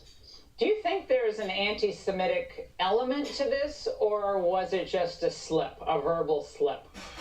Well, look, I think that words matter. And if you looked at my inbox in my office and you saw what my staff was looking at, when you accuse somebody of standing with a swastika, you get an influx of people calling you a Nazi, and that's not okay. And he is driving that. He's been driving division in this country since the protest started, since before the protest started, for his political gain. And I think his leadership is in trouble, the country's in trouble, and he's lost control of the situation. Now, by the way, Sheila, not to go off on a tangerine, but when they were showing those photographs of Justin Trudeau in blackface, which is disturbing enough, what is it about? Did you notice the commonality? He's always sticking his tongue out. Yes. Does he think, and I think that's even almost worse than the blackface, does he think that black people are incapable of keeping their tongue in their mouth? Why would he do that? I mean, and I'm being serious. I mean, it's perversely amusing on one hand, but is this how he thinks black people come across in general society? They're walking around with their tongue sticking out like a dog? He's just a gross, gross man, just guilty of all those things that he accuses other people of. But as I was saying before we went to that clip, the only way he gets away with any of this stuff is the enablers within his own party. Yeah. He should be facing an open caucus revolt. It's not going to happen. Let me just cut in here. And instead, he's got those ladies, Marcia Yan or whatever, and that other one, sitting there going, yep, just nodding along as he accuses a Jewish MP of being a Nazi enabler. Sheila, this is not going to happen despite the speculation and the wishes of so many. And I'm going to tell you why. It's because let's look at the history of Justin Trudeau. And you got to give credit where credit is due. He took a third-place party. Remember, in 2015, the Liberals aren't even the official opposition, for goodness sake. He took them from third place to a majority government and then won 2 more elections. Here's the deal. All those backbencher Liberal MPs, these nudniks, the thing is, they will remain eternally grateful for giving them an office. And now, of course, qualifying for a pension, getting past, 6 years, I believe, right? There is going to be no revolution in the Liberal Party of Canada. He is still their rock star, their sun god, their king, because it's all based on their own personal gain. I was a nobody, and I become an MP 3 times elected into the House of Commons, and it's Justin Trudeau at the helm of this ship, and that's the sad reality. What do ethics and morals and even the law have to do with it? It's power and money.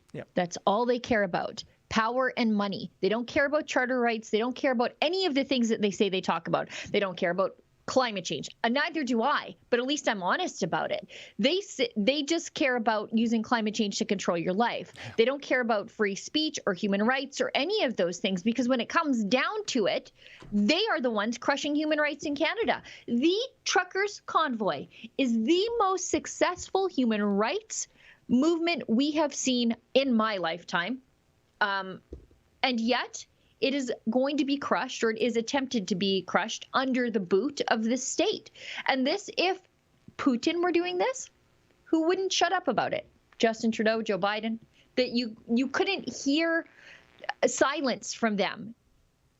Yeah. Oh. Yep. Okay, so Mr. Producer tells me in my ear, that this morning, and we had Alexa on the ground and Lincoln on the ground showing us that fences went up around the House of Commons today, and they have just the protesters have taken the fence down. Now, this will obviously be painted as violent. Oh, they're honking the horns. Oh, no, it will be painted, Sheila, as an attempt. This is an insurrection. Insurrection, yeah. Yeah. Unbelievable. By the way, before we get to those super chats, we were talking, could there be a run on the bank? I just got a text. Listen to this.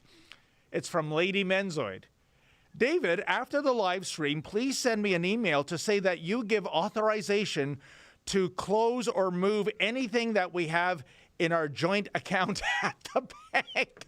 Oh, I guess it's coming into my name. Oh, boy, if only I could get to Las Vegas, but of course, not being double vaxxed, I can't.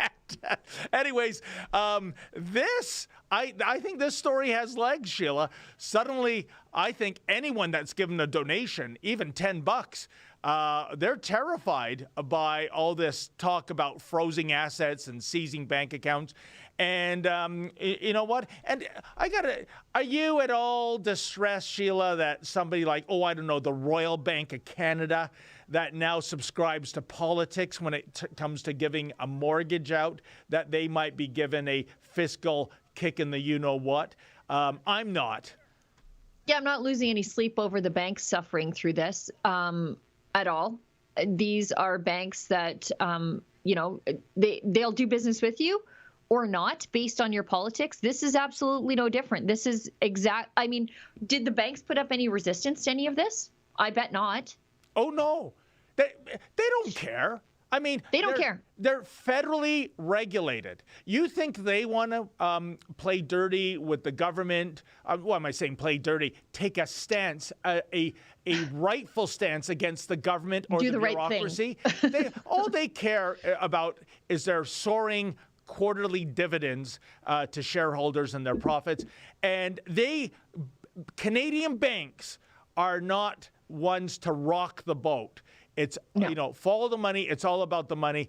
And they don't see any benefit in them taking a stance against this outrageous clampdown against law-abiding Canadian citizens. And I want to tell you one thing, too. I talked to David Amber, our Ottawa lawyer, about this as well, Sheila, that... I hope he's not billing us for all the advice he's giving you. Oh, gee, I never thought about that. Sorry, Ezra. Yikes. But here's the thing, Sheila. Inevitably, if the government goes through with that and seizes the accounts of thousands or millions of Canadians for giving a donation to this trucker convoy, the argument in court would be this. When I gave the donation, this was perfectly legal to do, right? You then brought in an Emergencies Act that I didn't know you were going to do. You then deemed my past behavior was illegal when it was legal at the time. Sheila, what this is, in baseball terms, is changing the rules of the game in the bottom of the ninth inning. Suddenly it's 5 strikes and I'm out, right? And he thinks that once this goes before a court, and of course, sometimes the penalty is the process. We're talking months, maybe years, if these seizures happen. We're talking so many dollars in legal fees. No judge is going to say that this was righteous. It's retroactive criminalization, exactly. I think is how I would describe it. But they are already seizing bank accounts. Now, I don't know about property. I guess the trucks, they'll just take them once they start towing them, as they say they're gonna, because they're gonna commandeer not only tow truck companies, but the people who drive the tow trucks too, because that's not slavery or anything. So I guess we'll see how this plays out in the coming days. Justice Minister David Lametti said a couple of days ago that the government's going to basically nationalize the local tow truck industry. The drivers have spoken out. No way. The Canadian and Ontario Trucking Associations, their heads, have said no chance. And the reason is, once all these shenanigans are over, when this country and this world gets back to a normal state, they depend on the truckers, if you're running a heavy tow operation, for business. If they are identified as those tow trucks that came in and yanked away the rigs of these peaceful protesters, well, they may as well just declare bankruptcy right now. And like I said, imagine private property, private companies, private individuals. I mean, towing is not a government department. It's not a government crown agency like it is in Alberta now. well, yeah, there you go. But for them to do this, like I said, Sheila, this is beyond Banana Republic kind of stuff. I can't call Canada a Banana Republic, Sheila. Our weather doesn't permit the growth of bananas, so let's call ourselves now a maple syrup republic. And the dictator has the initials JT.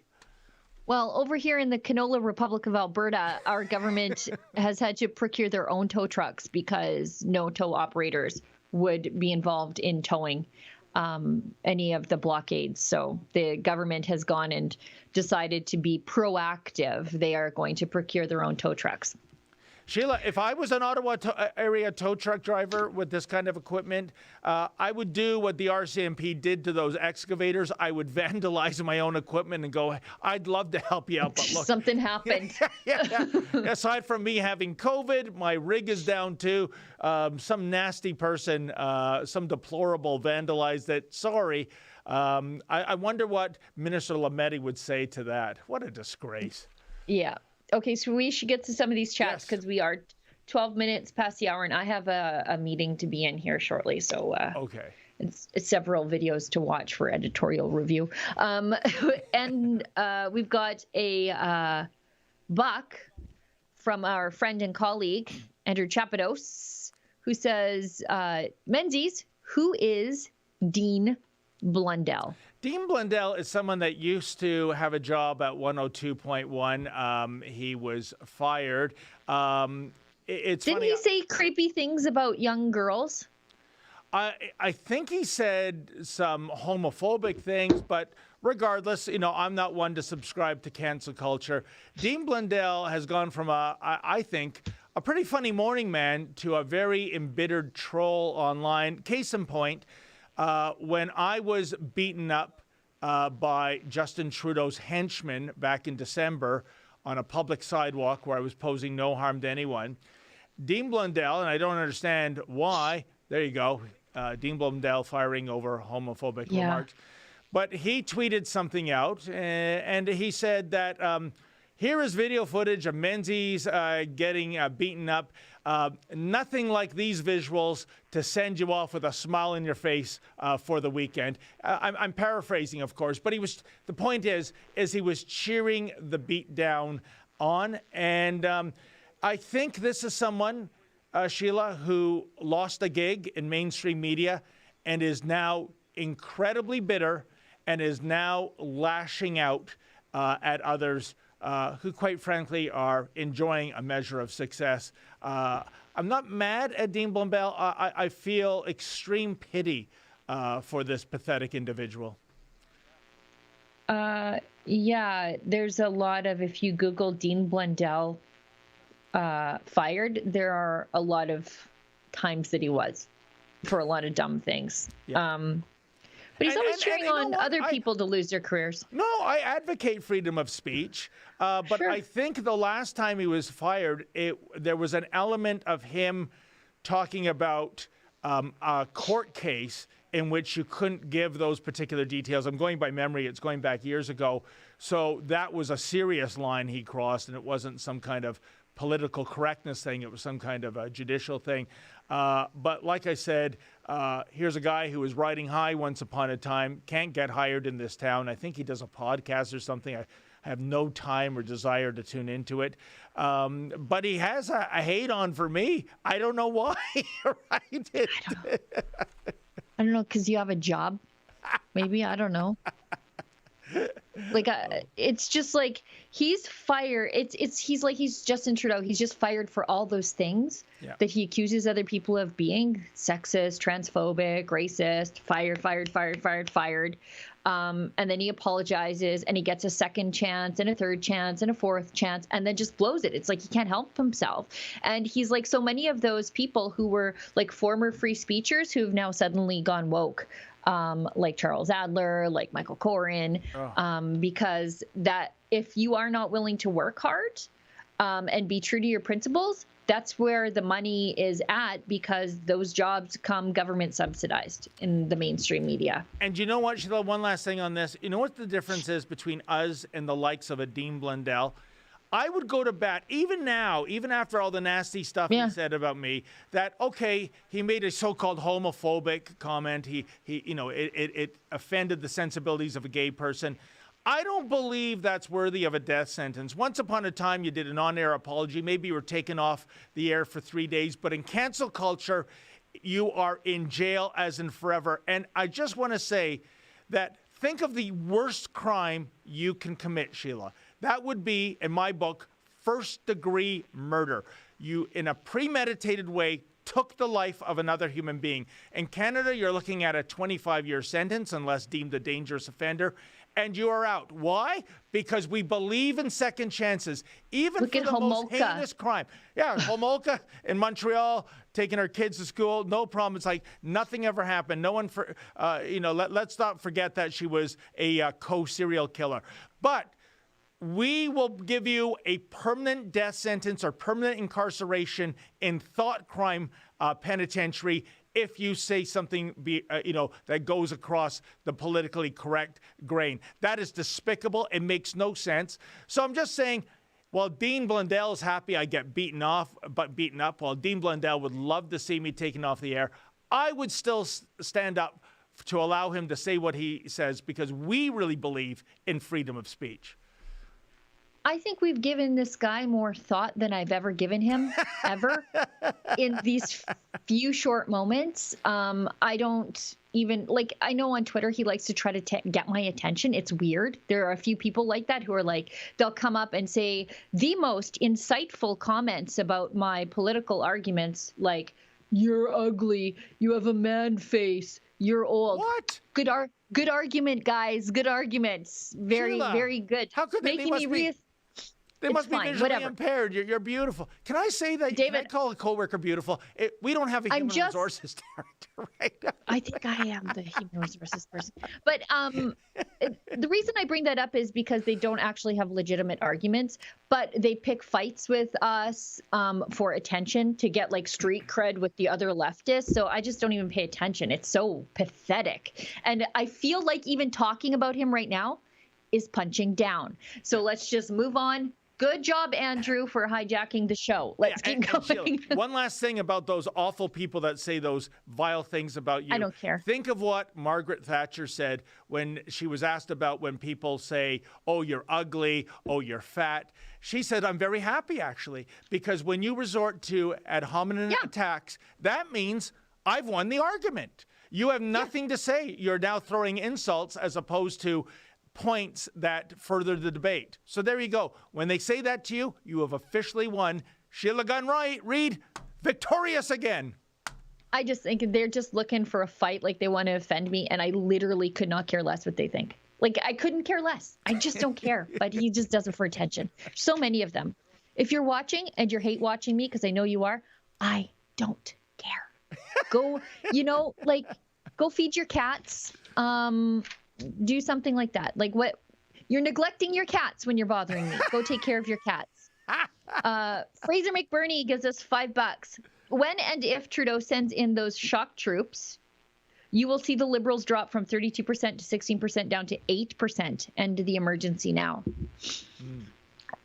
John T. Singus gives us $1. David Lametti is total slime. How can he smear and threaten Trump supporters who donate to the trucker convoy when Trump could be reelected? He's a Canadian minister. How do we have good relations with the U.S.? Yeah, I hope future President Ron DeSantis appoints Donald Trump just as busy work to be the Secretary of State so that the Canadians have to deal with him all the time just for spite. You know, I mean, that remark from Levitt. Oh, did you say Trump supporters, Minister? Oh, my gosh. Call in the military, call in the National Guard. And think of what Donald Trump did in his 4 years. Energy independence, a roaring economy, historical lows of employment, including employment for Hispanics, blacks, Asians, peace women. Through power. Oh, it was the Abraham Accords. I mean, he was the opposite of a hawk. He took out a couple of terrorists, which the mainstream media in the U.S. would call scholars and whatnot. But what's happened to America and the world in the last year of Trump out of office? And you're telling me this is someone that should be demonized, and you're a supporter of Sleepy Joe Biden in the White House? Are you kidding me? Yeah. I mean, the world is a far more dangerous place. Putin's going to take over the Ukraine. Ukraine. I don't know why I always say the Ukraine. Putin's saber-rattling Ukraine. China is doing all kinds of bad things. Under Trump, we had the Abraham Accord, and everyone was behaving themselves. Why? Because he turned a few terrorists to dust. 100%. And scared everybody straight. Okay, let's keep going. TAC 178, $10. This is my friend from Twitter. I think the missing piece to the puzzle for many people is that Trudeau is a communist. Those who work for him are communists. Those who support him are communists. Never forget. I agree, Sheila. I mean, the great Mark Levin came out last year with American Marxism. Wonderful book. I urge all our viewers to read it. Yeah. What we're seeing right now is Canadian Marxism. Make no mistake. Mr. Producer, what are you whispering in my ear? Okay, great. Let's show this. Okay. President Biden says there's a very high probability that Russia will invade Ukraine. They have not moved any of their troops out. They moved more troops in. We have reason to believe that they are engaged in a false flag operation. I wonder if it'll be a minor incursion or a minor invasion. Let's listen to Biden mumble through this. We have reason to believe that they are engaged in a false flag operation. They have an excuse to go in. Every indication we have is they're prepared to go into Ukraine, attack Ukraine. Number one. Number two, I've been waiting for a response from Putin for my letter, that my response to him It comes to that Moscow embassy. They're faxing it here. Not faxing it. They're sending it here. I had not read it yet. I cannot comment on it. Have you been briefed on it in any way? And number three, we have advised that the invading Russian troops should remain socially distant and wear masks. Thank you very much, ladies and gentlemen. I can't believe he's the leader of the free world. Like, look at him just standing there, squinting, has no idea what's going on. Nothing. I know. Like, he's like, when's my nap? When's my nap? Where's he's my got a sippy pocket cup? Yeah, he's got a pocket full of Werthers.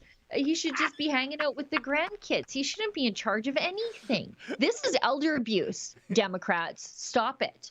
Yeah, it is. Yep. Fraser McBurney gives us $5. Because of my support of Rebel News and others, I've taken out my bank the bulk of my savings, leaving just $100 in the bank. Wow. H. Pierce, 888, $10. We need to get as many vax-injured people down to Parliament as we can. We'll get them on the stage in front of Parliament to tell their stories. Get them in Parliament too, so Trudeau can see his handiwork. You know what? That's the thing. Doctors don't even say that this stuff happened. So, and I'm trying to keep us on YouTube, so let's just move along. Mika BC gives us $20. Just checking if my credit card is still working. Thank you, Rebel. Well, I'm glad you checked it out with us, and I'm glad your credit card is still working. Sister 2, $1. Andrew Scheer finally found his spine and other parts of his anatomy 3 years late, but very welcome. Thank you. That's the thing. I'm trying to be graceful. Adam Sosa's got me working on being more graceful when people come around to my way of thinking. Georgie gives us $1. Trudeau is reminding me of dictators in their final act. I've studied a lot of them. Their antics never end well. I hope Trudeau recognizes that, but he won't. He wants to bring all of us down with him. Yeah, usually the third world dictators have pulled the chute by now. Like, I think it was only 3 days to get rid of Ferdinand Marcos. We're going on 3 weeks, and we still can't dislodge Trudeau. Bill CF7. And Sheila, who's to blame for that? Jagmeet Singh, I would suggest. He rails against these oppressive measures in the Emergencies Act, but says, yeah, but we'll problem it anyway, so it can go through. What? That is the most disgraceful guy in the House of Commons today. Yeah. Yeah. All of this hinges on him. And he knows that those same people on the steps of the House of Commons, they are politically opposed to him too. So he's happy to silence dissidents as long as those people are dissident against him too. Yeah. Bill CF7, $1. The law hasn't been passed yet, so it is illegal to freeze bank accounts. Well, tell it to the bank. Bob Smith, 1829, $2. Alert. Canadian Constitution Foundation has announced a lawsuit against Emergencies Act source. That's great. They're great people. They're doing good work over there. I think we have some overlap with some of the lawyers, or one of our lawyers used to work for them. So they're good. Johnston 666, $10. David, have you seen your buddy Patrick Brown lately? It was hilarious when he showed up when he was about to start his hockey game. Can go see him and find out if he's still being sneaky. We have some news there. What a coincidence, sir, because stay tuned in the days ahead. The reason I was interviewing David Amber was indeed all about Don't Patrick. give it away. Nope. Yeah. But here's the teaser. Remember how I was handcuffed and taken away in a police cruiser and charged with trespassing for standing on a parking lot at a rec center? Well, we had our day in court. Stay tuned to see how that turned out. Well, I think we are successfully all caught up. We've gone almost a half an hour long. Oh, we've got 1 or 2 more chats coming in. So, Mr. Producer will send those to me right away.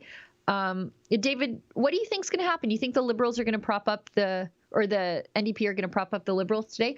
I know that they are convinced this is going to pass the House and end up in the Senate, because I saw Canada's most useless senator, Paula Simons from Alberta, complaining that she has been recalled to Ottawa, so she might actually have to work for a living. I would bet my life Jagmeet is going to support this government, won't let it fall on this issue.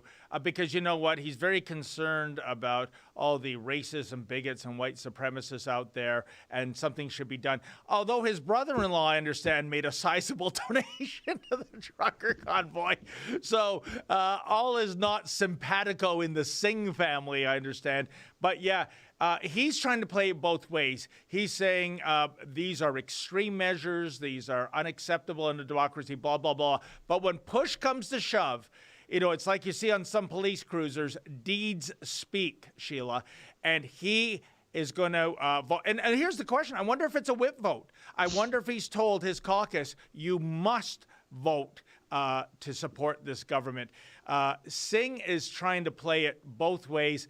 He is a despicable coward, not only on this issue, but when we get into the parliamentary press debates, Sheila, this is the jabroni that says, I do not take questions from rebel news reporters. So in other words, the guy that wants to run the country, the guy that would be dealing with some of the most reprehensible dictators in the world if he became prime minister, he's too afraid of the likes of Alexa Lavoie. Give me a break. Yeah. Okay, those final few chats came in. Crazy Beach gives us $1. Can your RRSPs and investment accounts be frozen too? I don't think anybody knows. I don't think the Liberals know. I don't think the banks know. So if you have those things and you donated to the convoy, I would just be ready for those things to be frozen. On the note of who you look like, Sheila, we had this discussion on Tuesday. I think Alice from the L Word, I had to Google her because I've never watched that show. She's got light hair, though, but maybe. I think she's got like a wide nose like I do, so maybe I can see it. What's the L Word? It was a show on HBO, I think, but what a long is time the ago. L Word? I think it's lesbian. But you knew that. You just made me say it because I just you're wanted mean. to see you say lesbian, that's all. There's, something. Well, I exhaled a lot before I did. Okay. Paul Otto Newman gives us $1. Sheila, calling it the Ukraine implies that it's part of Russia. Yes, I know. Calling it Ukraine implies that it is an independent state. Yes, I've fallen for Soviet propaganda, and I'm very sorry.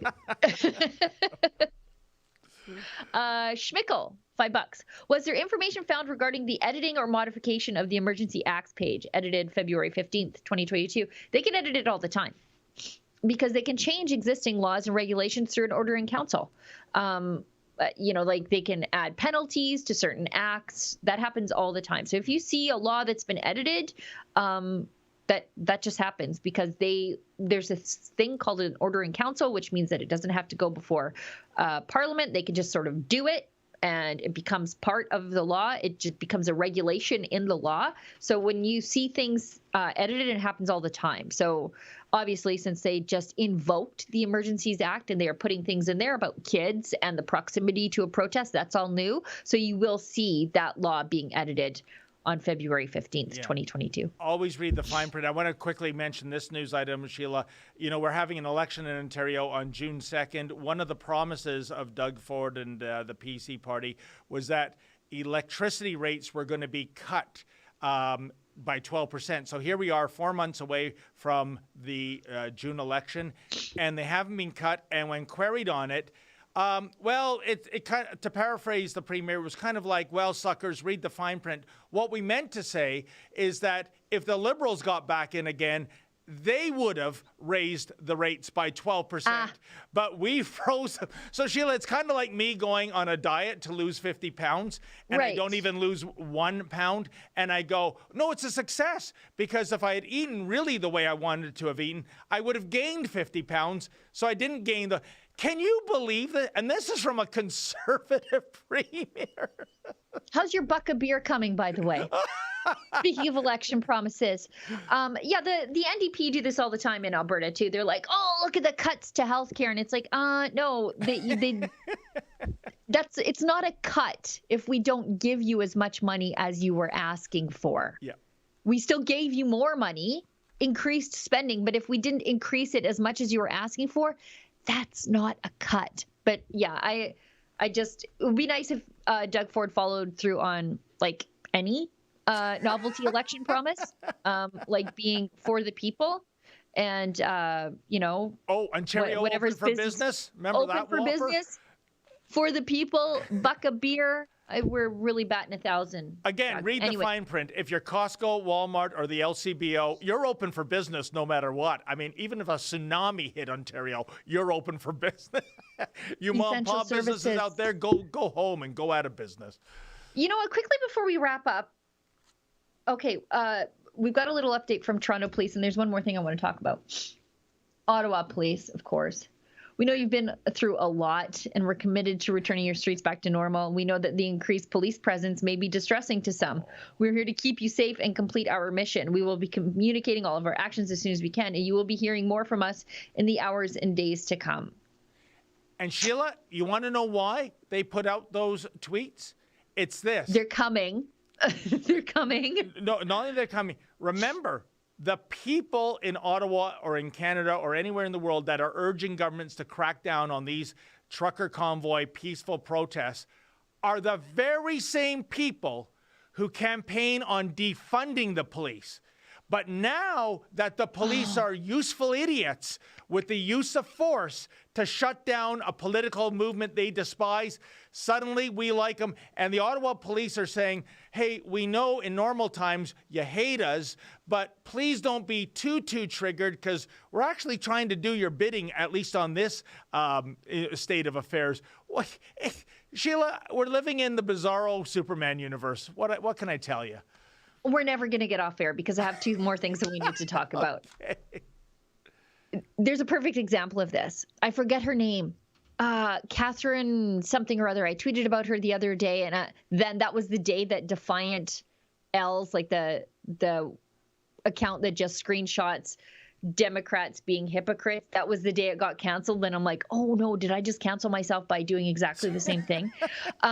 I forget her name because I'm not really deep on Ottawa municipal politics, but she was the Ottawa councillor who looks exactly how you think she would, who lobbied for the declaration of Ottawa as a sanctuary city. So anybody, no one is illegal. She's like, everybody can come to Ottawa. This is a place where everybody's welcome. Exactly. Now she's the one who's like, get these terrorists out of my city and return law and order. Like, just the worst hypocrite ever. But is that her? No, it's not Diane Deans. She's another one who the pandemic has not been kind to her mind. Catherine something? Catherine McCressy or something? And Sheila, don't forget to say what the unspoken strategy is between the two groups.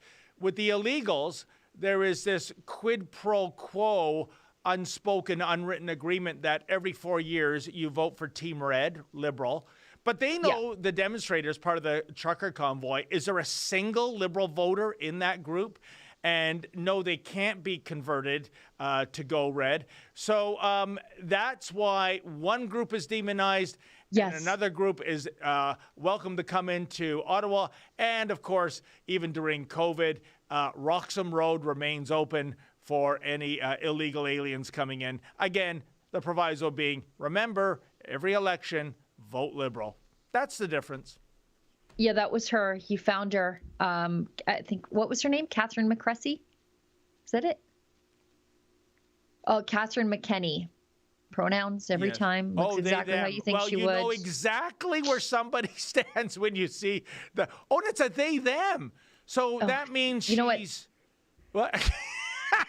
It's just, I'm trying to keep us from getting in trouble, but I just was like, I was standing in the kitchen doing dishes, and I was like, who is this mad woman who's just like, all like, get these people out of my city. They're terrorists.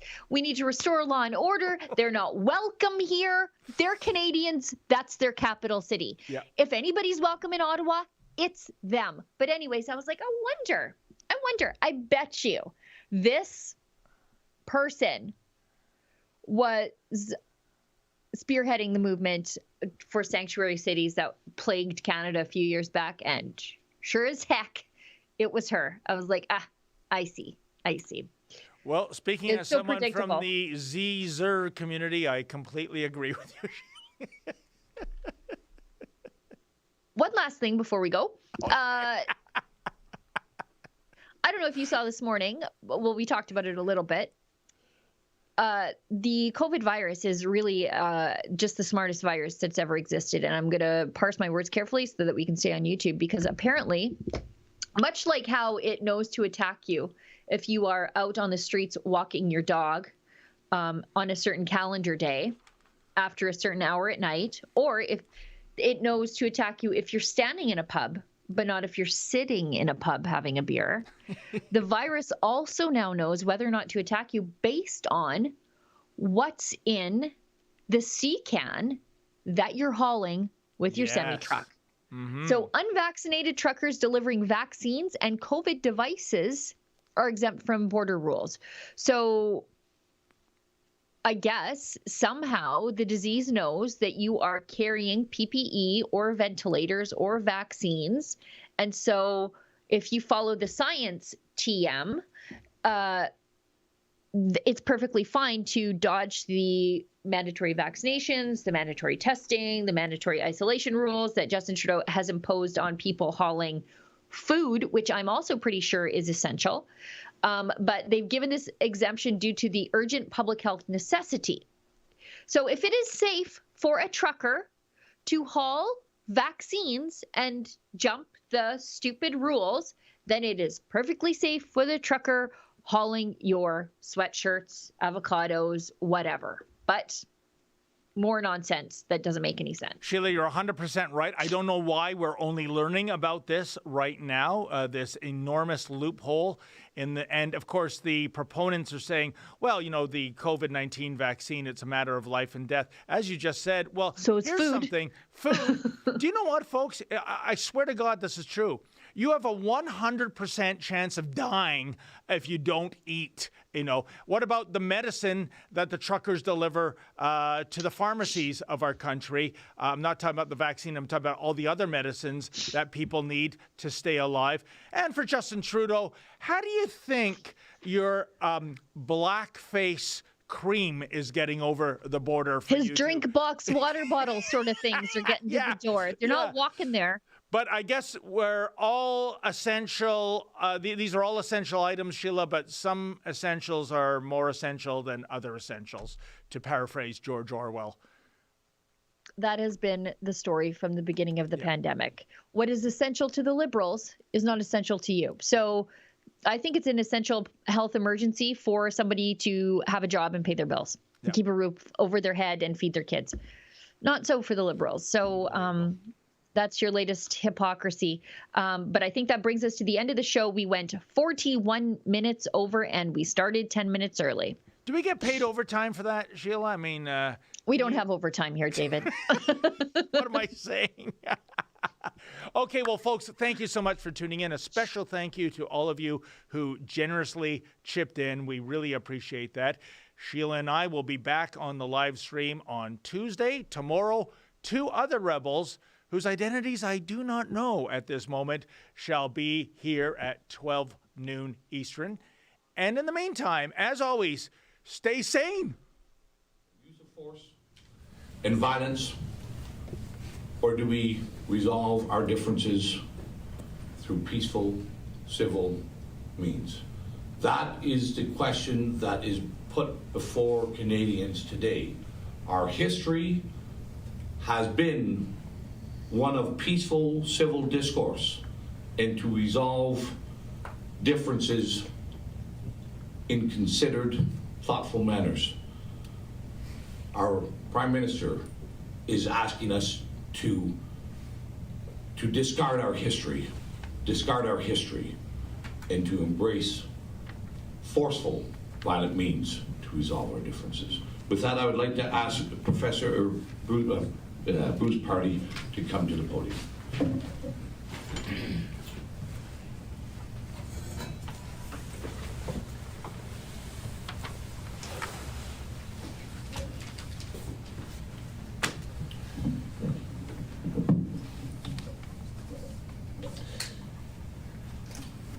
So, when it comes to the Emergencies Act, the Emperor has no clothes. is the message I would like to deliver to you. You may have seen or read legal commentators say that the invocation of the Emergencies Act has not been proper, is not valid, the requirements have not been met, and they are correct. And I want just briefly to explain why that is. I don't want to get too far into the weeds, but I think it's important that we all understand what they're saying and why. So, I want to start with the Emergencies Act itself. It is, as you probably know, a federal statute, an ordinary federal statute that already existed, has existed since 1988.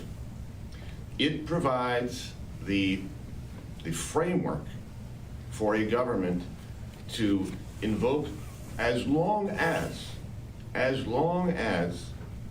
the requirements in the statute are met. And if those requirements are not met, then nothing else works, nothing else is valid. In other words, the government cannot act in this way unless it has statutory authority, right? So that's the first point. Second point is this. The Emergencies Act provides for 4 different kinds of emergencies: public welfare, public order, international, and war. Now, on this occasion, if you look at the proclamation, the declaration that the government has brought forward, they have chosen a public order emergency. So the other 3 are now out. We're talking about a public order emergency as defined in the Act. So let's look at the definition. And the words, as is always the case when you're dealing with law, the words matter. The words matter. They define the line between lawful and unlawful. So here's the definition of a public order emergency. It means an emergency that arises from threats to the security of Canada that is so serious as to be a national emergency. Okay? Now, as is so often the case in statutes, you have definitions that have terms that are themselves defined. So one of the requirements of meeting this threshold for a public order emergency is to have a national emergency. What does national emergency mean in the statute? It means this. It means an urgent and critical situation of a temporary nature that is either A or B. And here's A, and I'll tell you B. A is this. A, it seriously endangers the lives, health, or safety of Canadians and is of such proportions as to exceed the capacity or authority of a province to deal with. That's A. B is seriously threatens the ability of the government to preserve the sovereignty, security, and territorial integrity. Now, those are the 2 choices. It's got to be A or B. And in this case, I'll get to in a minute, the government has chosen A. So forget B. And the final bit of that definition is, and that cannot be effectively dealt with under any other law of Canada. Okay, so we're racking up requirements here. What do we have so far? Number 1, in order to be validly invoked, there has to be a public order emergency that, number 1, threatens the security of Canada. Number 2, seriously endangers the lives, health, and safety of Canadians. Number 3, exceeds the capacity or authority of a province to deal with. And number 4, is not able to be effectively dealt with under any existing laws. If you do not meet all those 4 things, you have not met the threshold of a public order emergency. Now, that's the statute. That's the statute that has existed since 1988. Now we get into what the Trudeau government has actually done. The first thing they did is proclaim, invoke, declare that they were using the Act. And in that proclamation, they have identified, as they are required to do, the emergency they are acting on. How do they describe it? Well, in several parts, but here's the key one. The emergency is activities that are directed toward or in support of threat or use of acts of serious violence. The emergency is serious violence. That's what the government has said, for the purpose of achieving a political or ideological objective. That's the basis for the regulations that they have now made. One providing for emergency measures on the ground, and one providing for economic measures, like freezing of bank accounts. So the question is this: is that a valid invocation of the Act?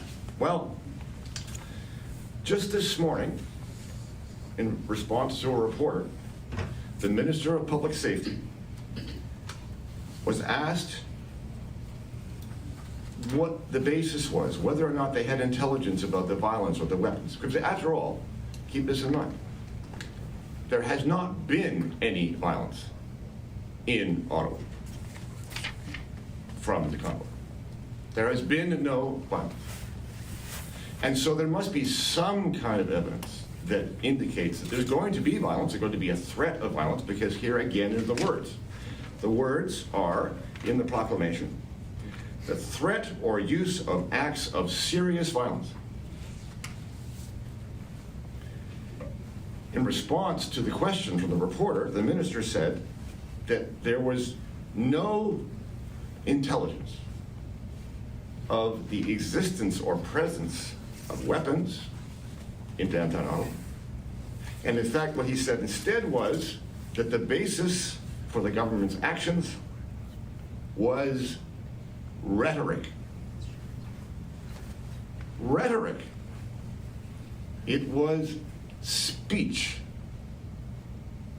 It was the expression of an ideological position.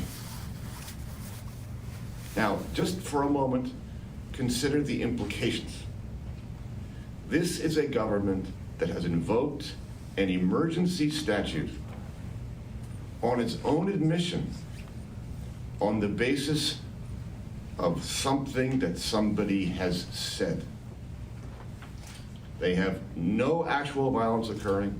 They have no intelligence about threats of violence occurring. I'm sure you can work out what the consequences are if this is to be considered a proper use of the Emergencies Act. Now, let's just take a bigger picture just for a moment. I don't want to get too far into this, and I don't want to take up too much time. But just for a moment, consider this. The ideology that is now in place in our political realm is one in which language is being redefined. There's all kinds of terms that don't mean what they used to mean. Racism, for example. But included in that list are some very important terms that are very relevant here, like freedom. Freedom now means, apparently, safety. The rule of law means governments taking control of things for, quote, proper outcomes. And one of those words that have been redefined is violence. Violence can now mean words. Honking has been called violence.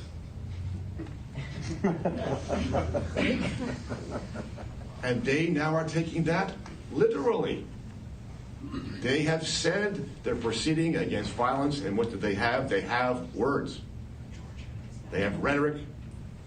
They have an expression of a political position. And it is that rhetoric, it is that political position that they are afraid of. And that constitutes the emergency. And in a way, you know, it does. It does constitute an emergency for them. Not within the meaning of the Emergencies Act. That does not meet that threshold. But in political terms, you could kind of see how this might be seen by them as an emergency. So I'll leave you with this thought. If this invocation of the Emergencies Act is valid, then governments have the power to declare emergencies and crush any peaceful protest, any dissent that threatens their political fortunes and ideology. And that's not the kind of country we want to live in. Thank you.